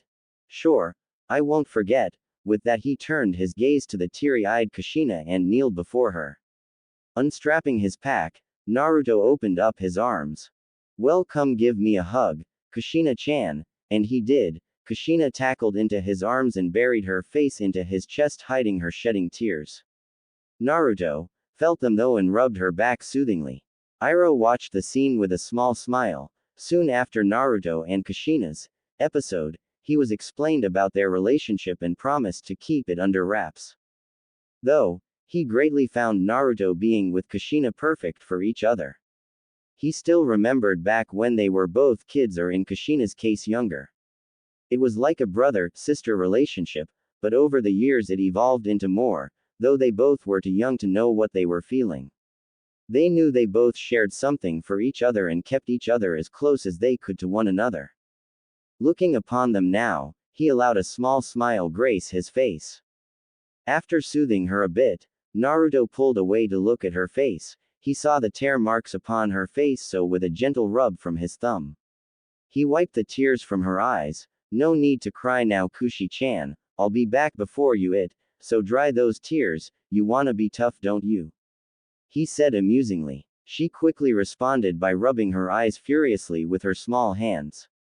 Upon seeing this, he chuckled before seeing her stop and look at him with red puffy eyes. I know. I just had something in my eyes, she said, but Naruto knew she was lying. She was always a bad liar. Quickly giving her a small kiss on the cheek, he whispered in her ear. Kushi-chan, my answer to the promise you had me keep is yes. With that, he put the shocked Kushina on the ground before grabbing his sack of supplies. Ruffling Kushina's hair a bit, he walked on with a smirk, knowing Kushina would be in that state for a while and he would be gone before she was out of it. Giving a nod to the amused Iroh, Naruto walked on with the gates closing behind him. Looking over his shoulder, he gave a goodbye to those waving at him and a wink to Kushina. When the gates closed with a resounding boom, Naruto's face contorted into a hardened one, fit for a veteran shinobi, not fit for a child his age. Time to go, he said, before jumping from where he was and into the forest toward the docks so he can safely leave Uzu no Kuni to begin his training in solitude. He briefly wondered, what's gonna happen in the next year? If only he knew. 1 year later, Uzu no Kuni's forests. It has been a year since Naruto's leaving of the Uzumaki clan, or what is known to the elemental nations, his disappearance. Ever since then, like how the boy predicted, the attention on the clan itself was quickly gone and focused on finding Naruto. Though, no one to those that tried to find was irritated they couldn't find a single piece of evidence that would lead to him. Mostly, Kumo and Iwa was annoyed they couldn't find him so they could kill him for what he did a year ago. Konoha also sent Anbu to try and find him, on Hiruzen's orders, so he could meet the boy that was already a legend amongst the shinobi lands. Though what no one else knew, was that Hiruzen and his teammates were trying to capture Naruto, and try to make him loyal to Konoha since he was a very powerful shinobi. The treaty they have with Uzu no Kuni was still in balance, but with how much Konoha oversteps its boundaries, the treaty wasn't anything but a piece of paper. But many things have happened over the year. For one, battles have appeared constantly over the elemental nations, with each of them corresponding with each other strangely. The battles was in reality a cloaked stranger killing off missing nin of S rank or higher.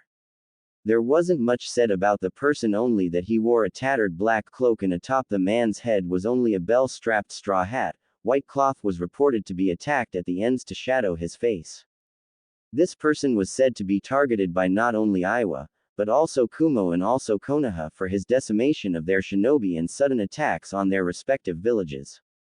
The man didn't have a name, but was given one by a person that survived long enough to tell how he fought before he was killed soon afterwards. He was called the Kami no Saigai to Senso, god of disaster and war. The name proved correct when he was seen killing armies left and right from respective villages from Iwa, Kumo or Konoha. Though, he was seen in Kiri during the start of the Bloodline Wars. It was said, this strange man fought and killed the Sandaime Mizukage, but the body was never reported to be found. But, he was soon reported to be seen as a hero to the growing rebel forces that were fighting for Kiri at the time. Soon afterwards, it was said he was seen in Demon Country. What he was doing there no one knew, but soon after his leave the people regarded him as a savior of their people and their priestess. But, the one thing that marked this mysterious man the most wanted man by all three villages was when he was seen in the borders of Kumogakure fighting an army of Kumo nin. But what this wasn't any surprise since the man was rumored to have the power to fight off armies of shinobi like pigs to the slaughter. It was what he fought next that made him the most feared person in the shinobi world. He decimated the army, but ended up fighting the Biju, Hachibi, the eight-tailed ox cephalopod, and he was winning. This cloaked stranger, after a almost titanic battle with the Biju actually releasing its Amari.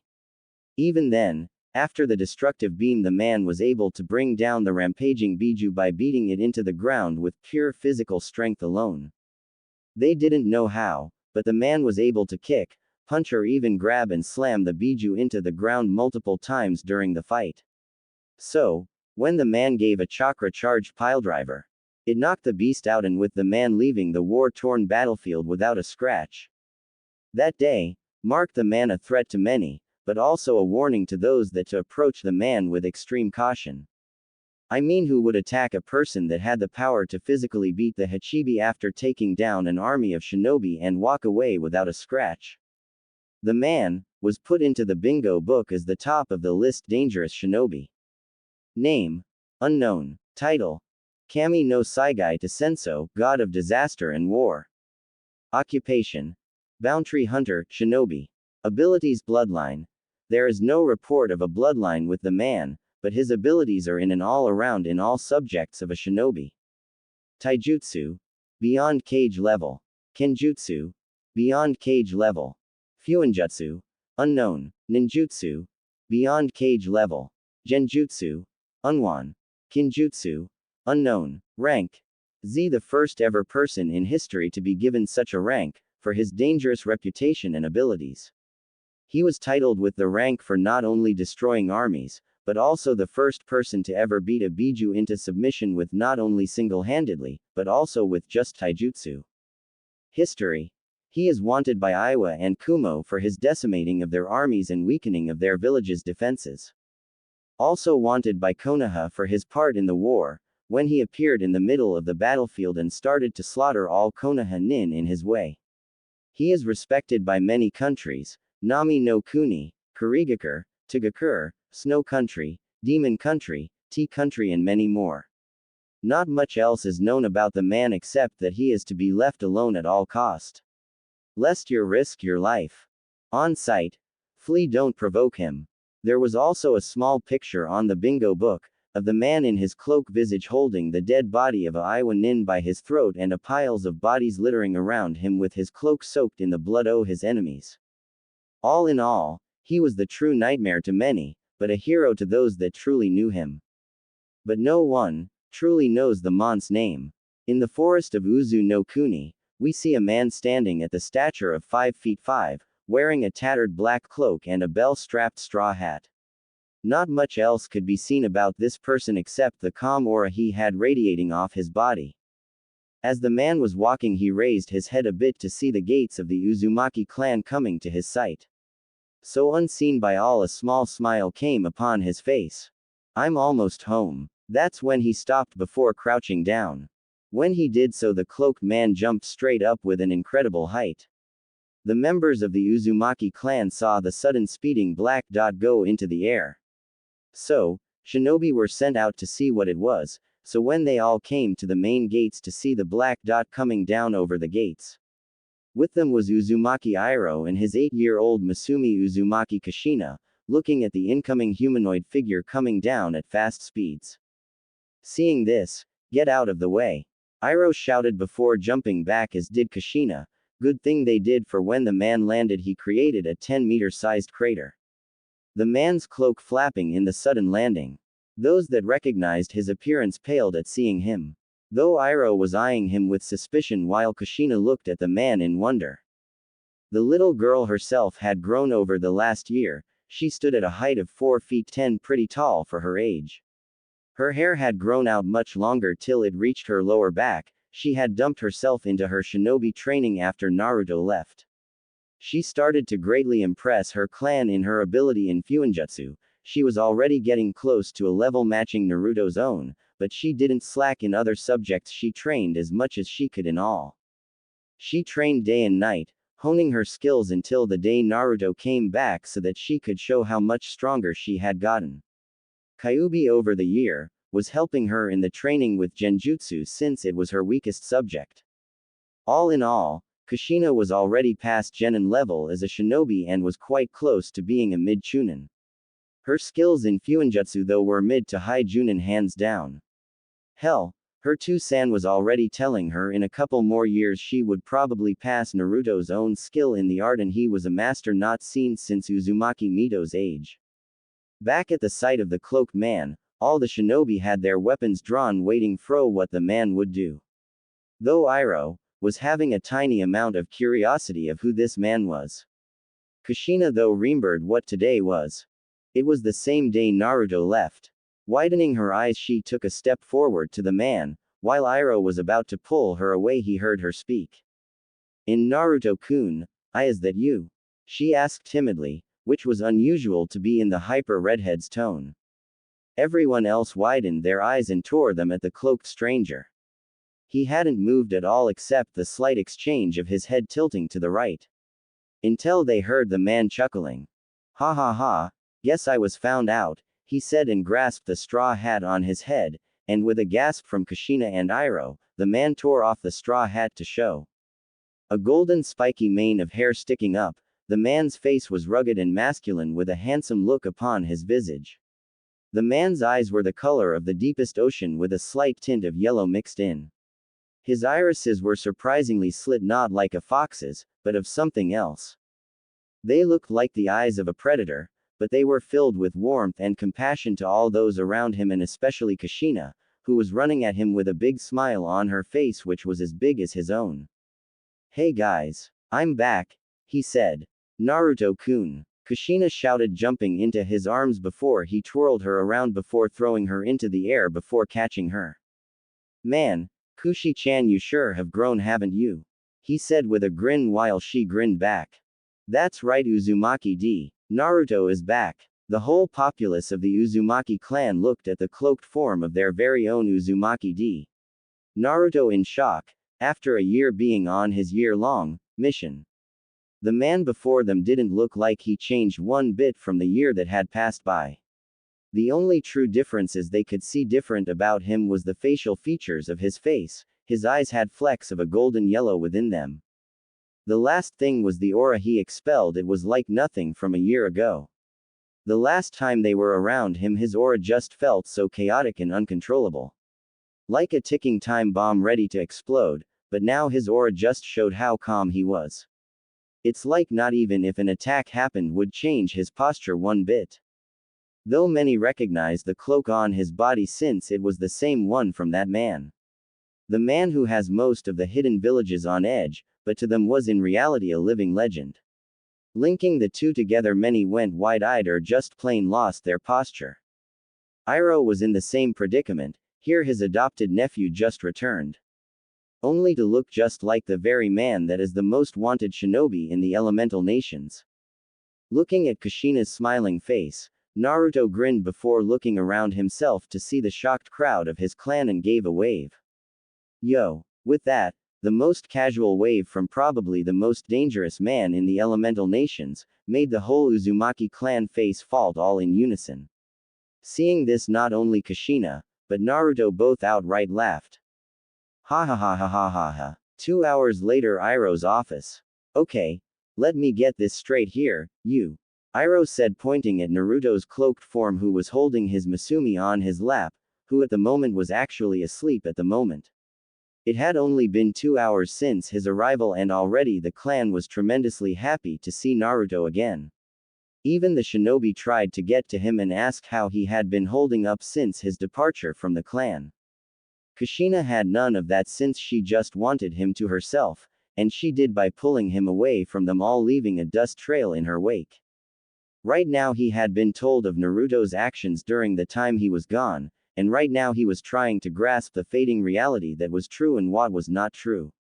For the things his nephew had done was just so insane. Not only have you been training in isolation for the entire year, but also been coming in and out of hiding to not only kill off Iwa and Kumo's armies that have been nesting in our borders, but also been killing Konoha's own shinobi. Why in Kami's name did you do that? he said, confused yet again for why his nephew did such a thing.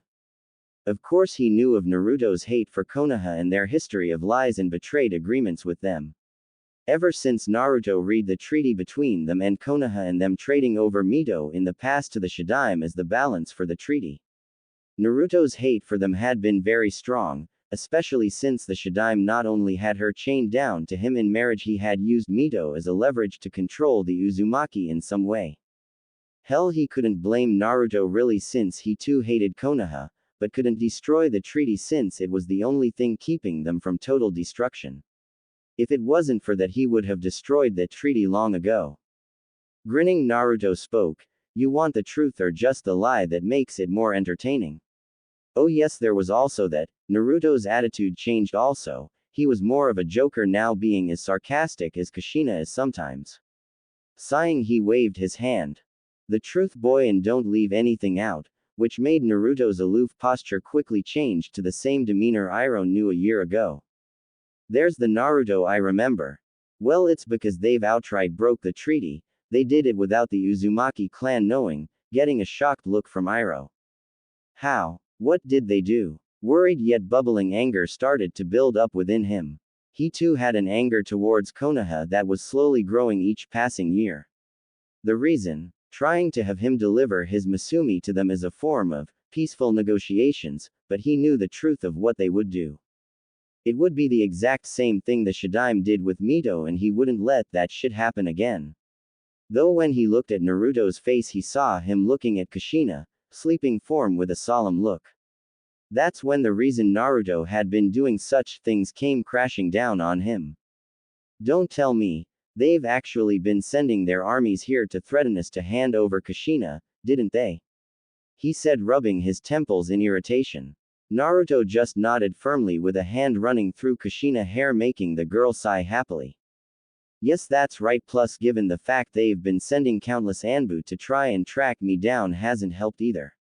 I don't know what they're planning, Iroh-sama, but it's gonna be big," he said with a serious look on his face. The man nodded before looking at Naruto with a calculative eye. "Naruto, what do you think are our chances if indeed Konoha attacks?" Which made Naruto close his eyes in thought. After a few minutes, he opened his eyes and spoke. "Well, I'd say we could handle them, but it's the problem if they did attack, Kumo and Iwa might take that chance to take us out. Let's not forget Suna's feelings toward us during the war, so they too might join the fight if it ever happens," which made Iroh frown. So many of their enemies would take the chance in helping against such an attack. Now if all these villages attack us all at once, we wouldn't survive such a force, getting a nod from Iroh. That is when the man gave a serious eye to Naruto, making the 10-year-old supernova eyes widen.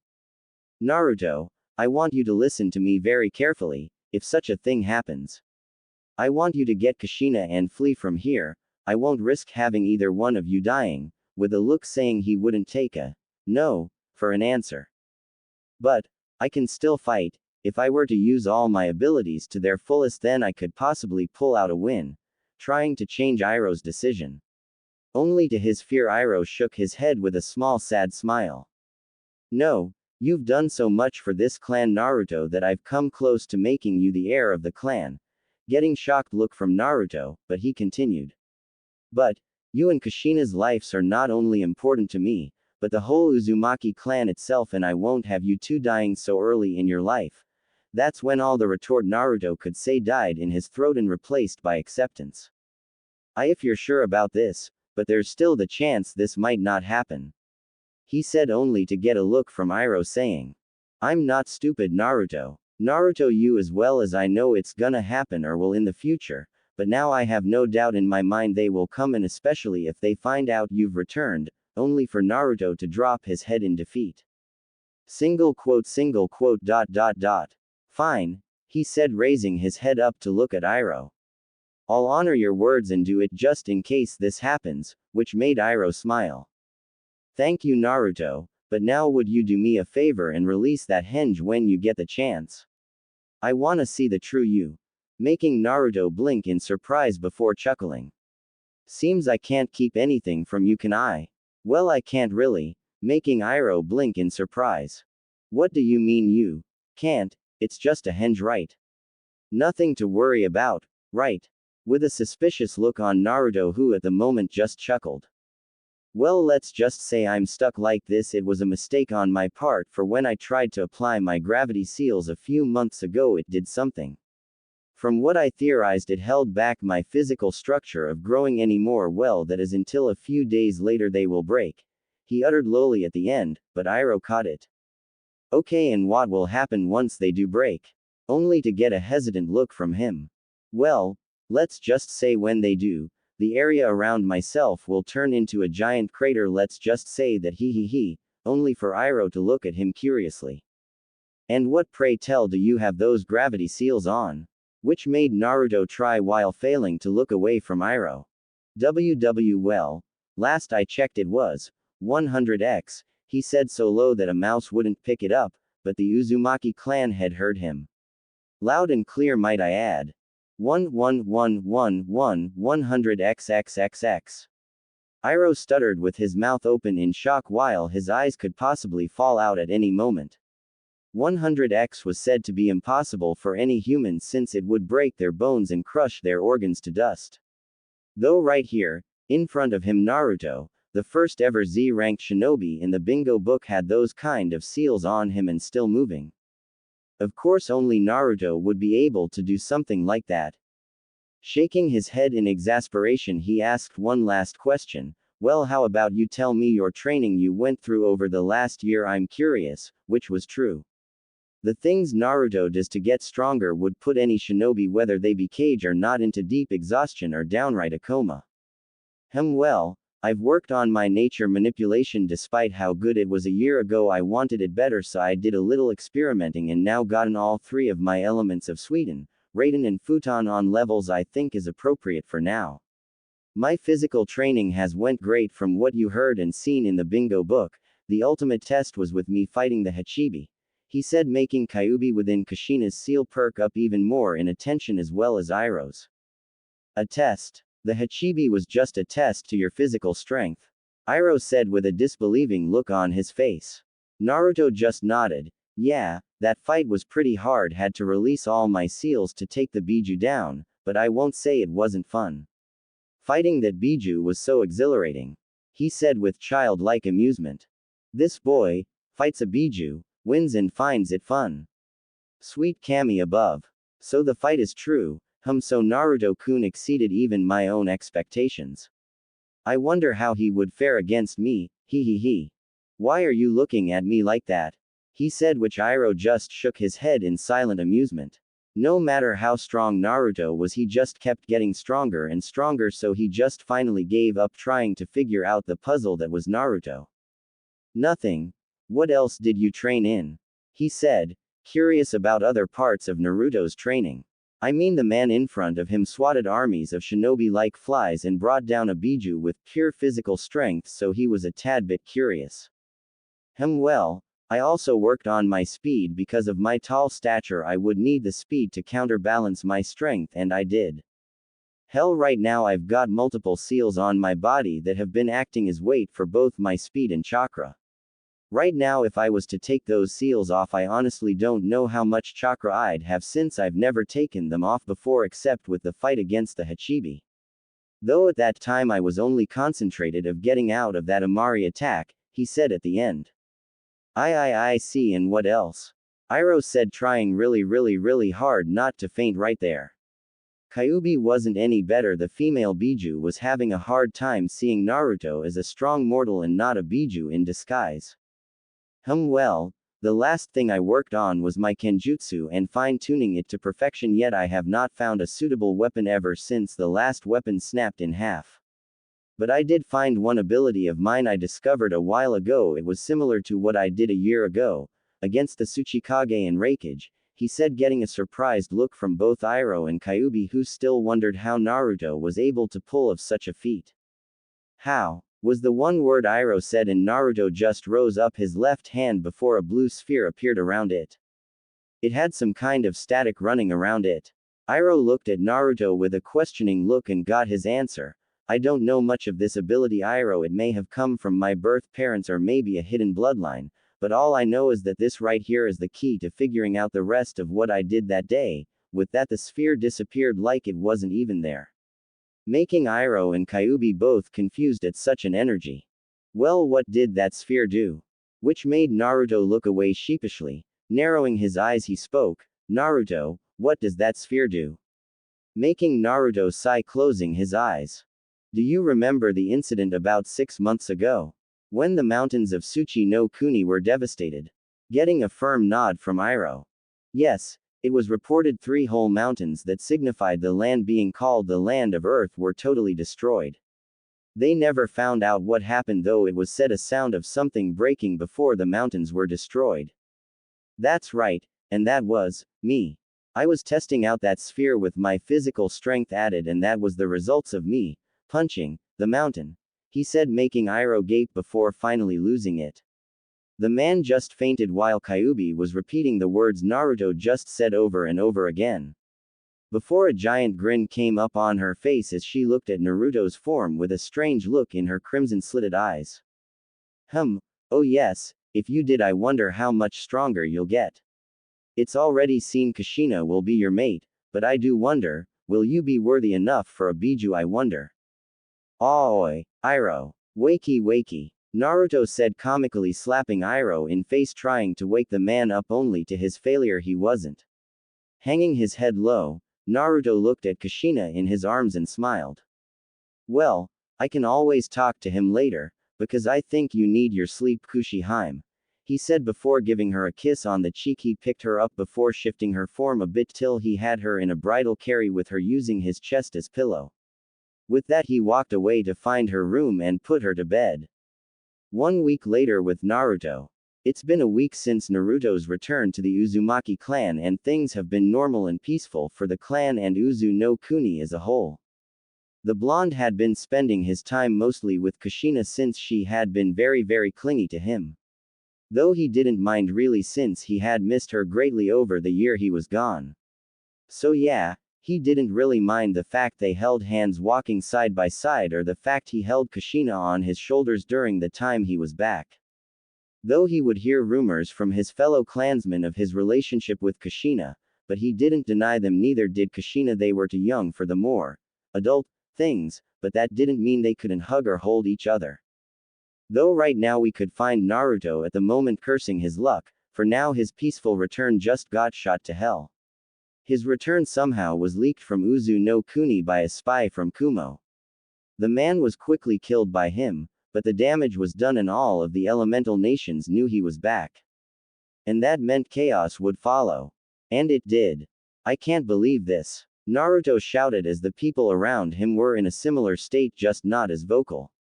Around him were the high officers of the Uzumaki army and their government. Many would think they would be snobbish, stuck up the assholes, but no. They were quite the opposite, and Naruto was friends with each one of them since he himself had taken the rank of his father Ryu as the first commander of the Uzumaki army. Right now all of them had serious looks on their faces, as did Iroh. They just received reports of what Naruto predicted to come true. Iwa, Kumo and Suna joined forces and were heading their way to Uzu no Kuni so they could wipe them out for good. The one that reported was soon killed along with his squad from the invading force.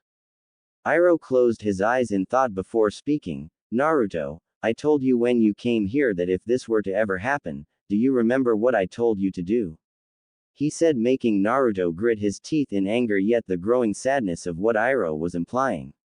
Everyone else was already informed if this were to happen, and to the shock of Naruto agreed with Iroh. They just couldn't let them get him or Kushina. Damn it. I didn't want this to happen. God damn it, this place is my home. I can't leave it when it's gonna be destroyed. Only for Iroh to slap him across the head. Shut up, Baka. We know how important the clan is to you, but you have something more important to worry about. I've never told you, Naruto, but I will now. You and Kushina are what the Uzumaki clan symbolize. You both are what we will be leaving behind when we die, he said, making Naruto's eyes go wide before closing them to hide his emotion. You both will be our legacy to the world. I know how you feel about her as she feels about you. Even if you're not Uzumaki by blood, you're Uzumaki in everything else, Naruto, And I would be damn proud if you were the one Kushina lived with, since I know you would protect her with your life, he continued with a prideful smile on his face. The others just smiled as well. Naruto looked at them all before bowing his head in defeat. But, first Ryu, now the clan, he uttered, which they all heard and felt for him. The boy, their clan's pride was losing everything before him, first his adopted father and now soon his clan. Though they never did see the slight glimmer in Naruto's eyes, but they did hear his next few words. Very well, I'll be taking our leave right now, he said, but they felt the underlying message in his words and frowned. Naruto's gonna do something crazy again. Iroh looked at the back of his nephew with worry, but acceptance showing brightly in his eyes, knowing Naruto would do everything in his power to protect Kushina and give her the life she needs. Clan head compound -1 hour later. It had been an hour since Naruto left to prepare his and Kushina departure from Uzu no Kuni, but even now the burning anger for what was happening to his home burned within him. His hate and anger toward those that were invading grew even more. It was starting to make him tremble in anxiety to not just use everything in his power to wipe them all out. But then he would without a doubt destroy Uzu no Kuni as well. Having the storage scrolls sealed up with all of his belongings, Naruto walked into Kushina's room to see the little kunoichi in training studying her fuinjutsu. Looking up from the massive piles of scrolls, Kushina grinned. Oh hey Naruto-kun, I'm just reading up on some late-night fuinjutsu study before I got to bed, promise not to tell To-san, okay? She said slowly at the end when she saw the serious look in Naruto's eyes. Kushina-chan, we have to leave. I'll explain later, but right now it's important if we left right now, and the reaction he predicted came. Kushina's eyes widened before crawling out of the piles of fuinjutsu scrolls and ran up to him with a curious look on her face. What are you talking about? What's wrong? She said, worried of what Naruto was talking about. Sighing, Naruto shook his head. I'm sorry, but I don't have time to explain, but all I can say is that by the order of Uzumaki Iroh, I am to escort you out of Uzu no Kuni and keep you safe from now on, as your eternal guardian, he said formally.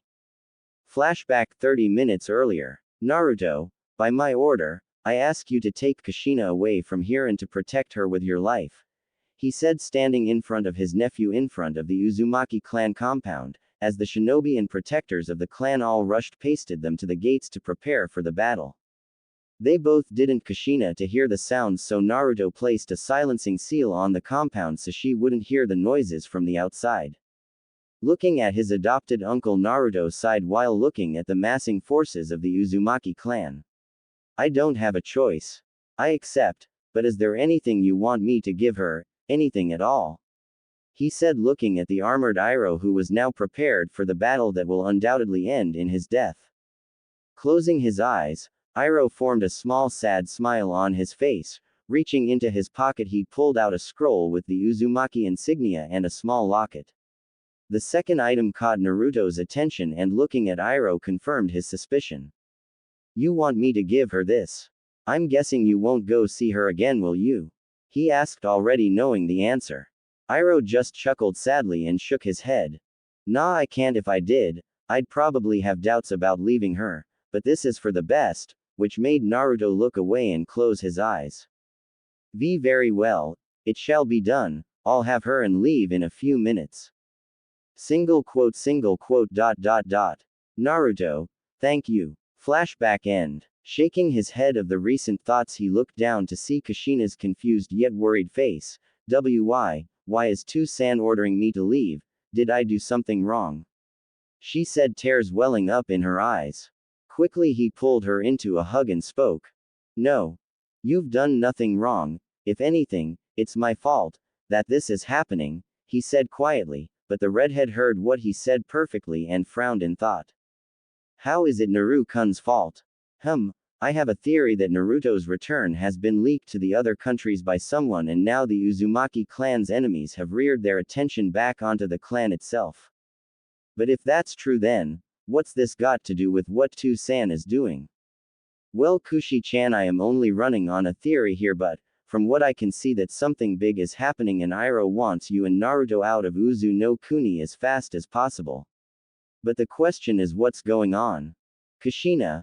Hearing her name, she shook her head to see Naruto looking at her with a stern yet saddened gaze. I'm sorry, it's because of me that this is happening. No doubt Kyuubi-san has told you of what it thinks is going on, but right now we have to get moving. With that, he got a hesitant nod from her and started to seal all of her belongings. Her Fuinjutsu scrolls, ninja tools, books and scrolls for Nin Kentai Genjutsu. After which he sealed up all of those scrolls into a secondary scroll and placed it into his vest pouch. Kushina watched all of this with her worry growing stronger with each passing second since Naruto's face was showing signs of worry and anger. Something she rarely ever saw on his face before. Seeing everything safely sealed away, he turned to Kushina and crouched down with his back facing her. Okay, Kushina-chan, get onto my back and hold on tight for we will be going very fast, he said, not seeing the look of extreme worry on the Hime of the Uzumaki clan's face. Feeling the oncoming disturbance to the compound, he yelled, "Hurry, Kushina!" She quickly jumped onto his back, wrapping her arms around his neck while he held her legs firmly and, then with a mighty jump, he leapt out of the compound just in time before the compound itself to quickly explode in a fiery blaze of shrapnel and burning wood. Kushina snapped open her eyes to see her once upon a time compound and home destroyed, burning in what seemed like an explosion. That's when the sounds of fighting and screams of battle reached her ears, so scanning the area all she saw from what she could see was the shinobi of her clan fighting shinobi of either Kumo, Iwa and Suna. All around from what she saw was fire and destruction left in the wake of the massive battle that was in front of her. That's when she spoke. What's going on here? I was right. Damn. What's happening, Q-chan? It would seem that my theory was correct. And Iwa, Kumo and even Suna have come to attack and completely annihilate the clan forever, and try and kill Naruto-kun here. Realization came into her eyes and looked worryingly at Naruto. Is that why father ordered for them both out of Uzu no Kuni? To get away from the invading force? Is that why Naruto blames himself for what is happening to their home? The baka. Naruto scowled at seeing all the destruction in front of him. The sky itself was pitch black in color from all the smoke of the fires rising into the sky. The scent of blood filled his nose and the sense of death all around him. The pain-filled screams of his fellow clansmen filled his ears as well as those explosions of his home getting destroyed. Naruto-kun, look out, she said, making him snap his eyes open only to curse loudly. Single quote exclamation mark single quote. Before jumping over a Doden jutsu aimed right at him, that's when he heard the crunching of multiple footsteps, and from the gasp filled full of terror from Kushina he knew it had to be bad. Well, looky here, it's him, a voice dripping with venom and arrogance. Naruto scowled at what was in front of him while Kushina on his back wrapped her arms even tighter at what she was seeing while Kyuubi inside the seal growled in anger. For in front of the three was two brigades, one for Iwa and the other for Kumo, and at their respective leads was one masked men for both brigades with a kanji for Anbu commander in front of them. Naruto looked over the countless enemies upon countless enemies of both Iwa and Kumo and growled. I see now. Iwa and Kumo used Suna as bait to draw me out and have both Iwa and Kumo divert their whole attention on me, bastards, he uttered, which Kushina heard but was too terrified to speak. Ha ha ha. You're completely outnumbered this time, you monster.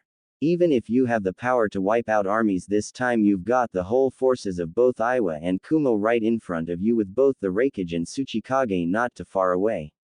There's no hope for you this time, said the tiger-masked Anbu leading the Iwa brigade. Seeing the inevitable battle, Naruto looked over his shoulder at Kushina with a solemn look before the sounds of her sniffles and muffled crying reached his ears. With that, the dwindling flames blazed up once again while something around him just expelled, making the whole area somehow start to shake.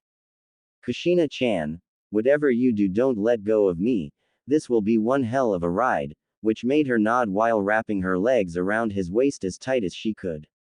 With that, he looked up at the arrogant looks from all the enemy shinobi in front of him and spoke, now. I'll show you why I'm so feared. He yelled before raising his right hand, which was circled by a blue sphere of some sort. Then with a mighty swing he punched the air itself making a slight tremor erupt and the sound of glass breaking echo around the area. A moment of silence followed. What was THAAAAAATTTT? He never got to finish before a massive shockwave erupted from where the punch came from. The shockwave crashed into the shinobi forces like a god smiting its prey with a swipe of his hand. Some of the shinobi had the luck of getting out of the way of the attack, but, to the horror of many and the silent look of awe from Kushina and Kyuubi, the once massive army of the two brigades of Iwa and Kumo's finest was left with nothing more than 2/3 of their forces, with them all left in disarray.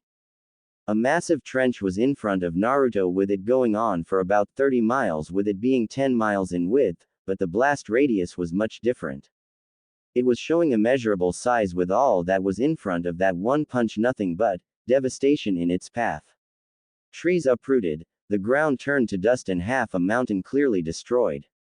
Among the trench was crushed or pulverized shinobi looking like nothing from what they used to be, but only that of a bloody sacks of flesh on death's door. Kushina and Kyuubi looked at the sight of power in total awe, or mostly to Kyuubi's shock. Breathing out, Naruto glared among the last of the forces that survived his attack. He couldn't do that again or risk him actually sinking the island itself. Hell, right now, he had a hard time keeping that attack under control.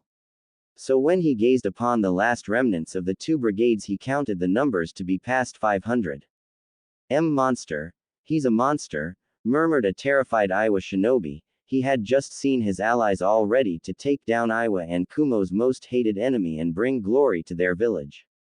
Only in that second the man let loose one punch, and all of his allies, those thousands upon thousands of his allies, were all destroyed or blown away. In that one moment he looked at Naruto's body with eyes that were now filled with terror.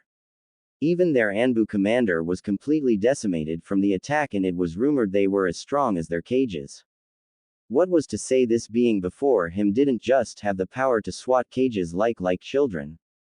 For after seeing this, reality was just shattered from him. He looked around to see a few of both forces survived and gathering up for an attack. Despite the overwhelming fear and his instincts yelling at him to run away, he gathered with them, thinking they just caught them off guard.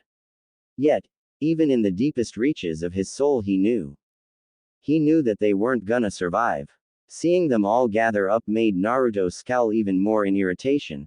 Gripping his fist, he did a few hand seals before he heard the collective shouts from the shinobi before him. Doden. Doryuden. Earth Release. Earth Dragon Bullet was the shout of 200 of Iwa shinobi. Raiden. Raryuden. Lightning Release. Lightning Dragon was the shout of 250 Kumo shinobi. Kushina watched an incoming army of elemental dragons coming toward her with horror. She wasn't used to something like, and it was overwhelming her every second. Naruto somehow felt what she was feeling and spoke. Don't worry, Kushi-chan. I promised your father I would protect you, and I will with my dying breath, he said, not caring if the dragons were but 5 feet away from him. He looked over his shoulder and spoke with a small smile. Besides, I gotta protect my fiancé, shouldn't I? He said teasingly, and before she could even retort, Naruto swiftly brought his left hand up, and with but a swing, a blade of concentrated futon chakra came out, being the width of 50 feet. It clashed against the dragon, then a sudden explosion erupted, making the ground shake and smoke go into the air, making a small mushroom cloud hang over the small battlefield. That's when his senses kicked in, surprising Kushina. Naruto spun around quickly, only to receive a slash across his chest from a katana-wielding Iwa nin. Letting out a small grunt, Naruto took a step back and looked down to see a gash from the katana, showing it was charged with futon chakra, making it hurt all the more. Ignoring the bleeding, Naruto focused his murderous gaze upon the smug-looking Iwa nin. I injured the so-called nightmare of Iwa. This guy is pathetic. He said arrogantly, while his comrades were letting out small smug smiles as well, knowing they were catching the man off guard now and knew the man's weakness. It was the little girl on his back. Though the man that injured Naruto didn't know how bad he up. Kushina looked at Naruto's wound with horror-filled eyes. The wound showed the blood practically pouring out of him. She clenched her eyes closed, knowing it was her fault Naruto was hurt. She was just being a weakness right now. Naruto felt Kushina's distress and frowned. She's crying. Does she think it's her fault? Glaring, Naruto raising his hand and grasped the shinobi by the head, and to the shock of many lifted the squirming man into the air, his feet dangling helplessly in the air. Kushina watched with tear-zero-filled eyes as Naruto grit his teeth in anger, before clenching his fist tight, making the squirming shinobi scream loud. Ah! Let go of me! He yelled, feeling the unbearable pressure of his skull being physically caved in, squishing his brain and cracking his skull. Naruto ignored him and spoke, his voice echoing all across the battlefield. You bastards made the wrong move, in attacking my home just for the sake of finding me. You wanted a war, you'll get a war. He said, making many weak-willed suddenly pass out, scaring the shit out of few other shinobi. Especially the look in Naruto's eyes showed he wouldn't spare anyone. Kushina, close your eyes, don't peek. Kyuubi, turn off her hearing, she doesn't need to hear this, he said, knowing Kyuubi was seeing this and knew Naruto was right. Kushina would be petrified at what was about to happen. With that, Kushina closed her eyes tightly while Kyuubi turned off the hearing of her container, but did keep a mental window of the soon-to-be battle. I wanna see how much blood you will spill for your loved ones. Show me, Naru-kun, show me you're worthy. With Naruto turned his icy blue eyes upon the numerous shinobi and roared. Now you bastards will pay, all of you. With Naruto crushed the skull of the Iwa nin, showering him in blood and gore as brain matter splashed his face. The rest of the Iwa nin's dead body fell onto the ground, but it was suddenly sent rocketing by a kick from Naruto, sending it crashing into a Kumo nin, which quickly killed the Kumo shinobi due to the velocity the body hit him at, which shattered his spine completely. This scared many of the shinobi, seeing such a display appear before them. It made many retch at such a sight, while others tried to keep control of their bladders.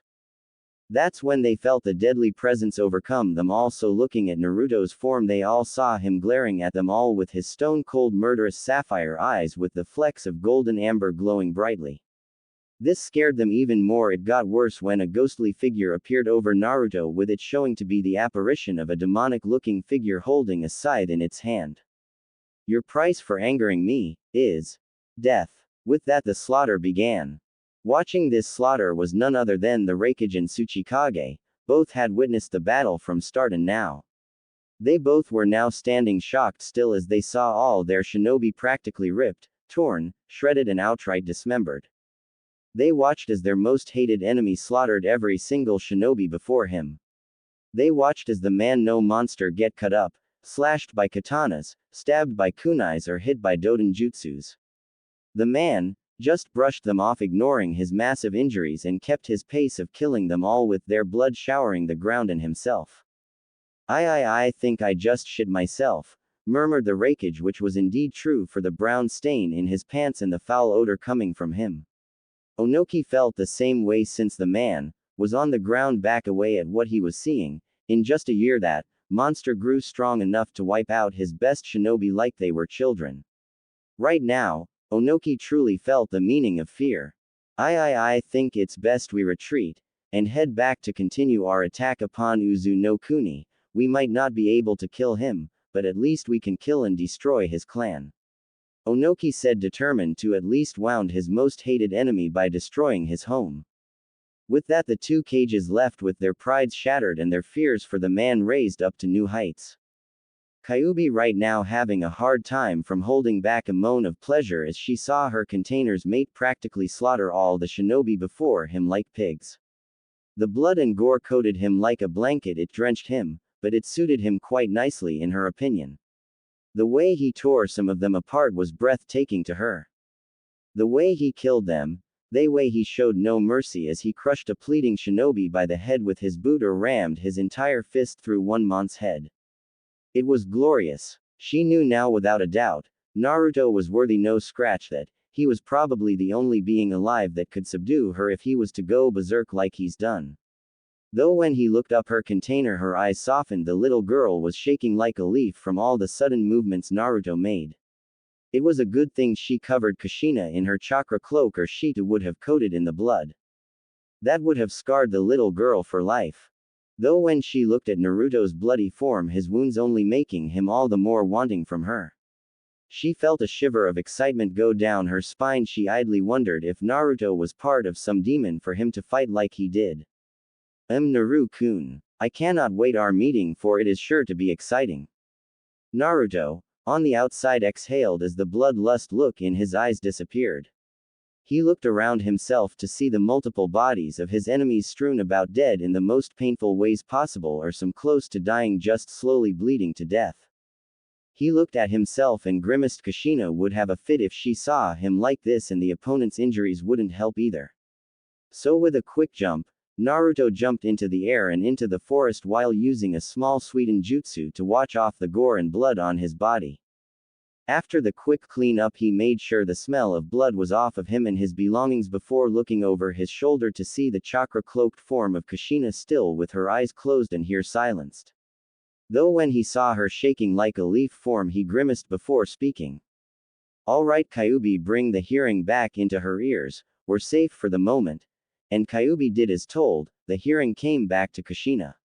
So when she heard no fighting, only the sounds of crickets and the sound of water, she snapped open her eyes to see that she was now in a forest.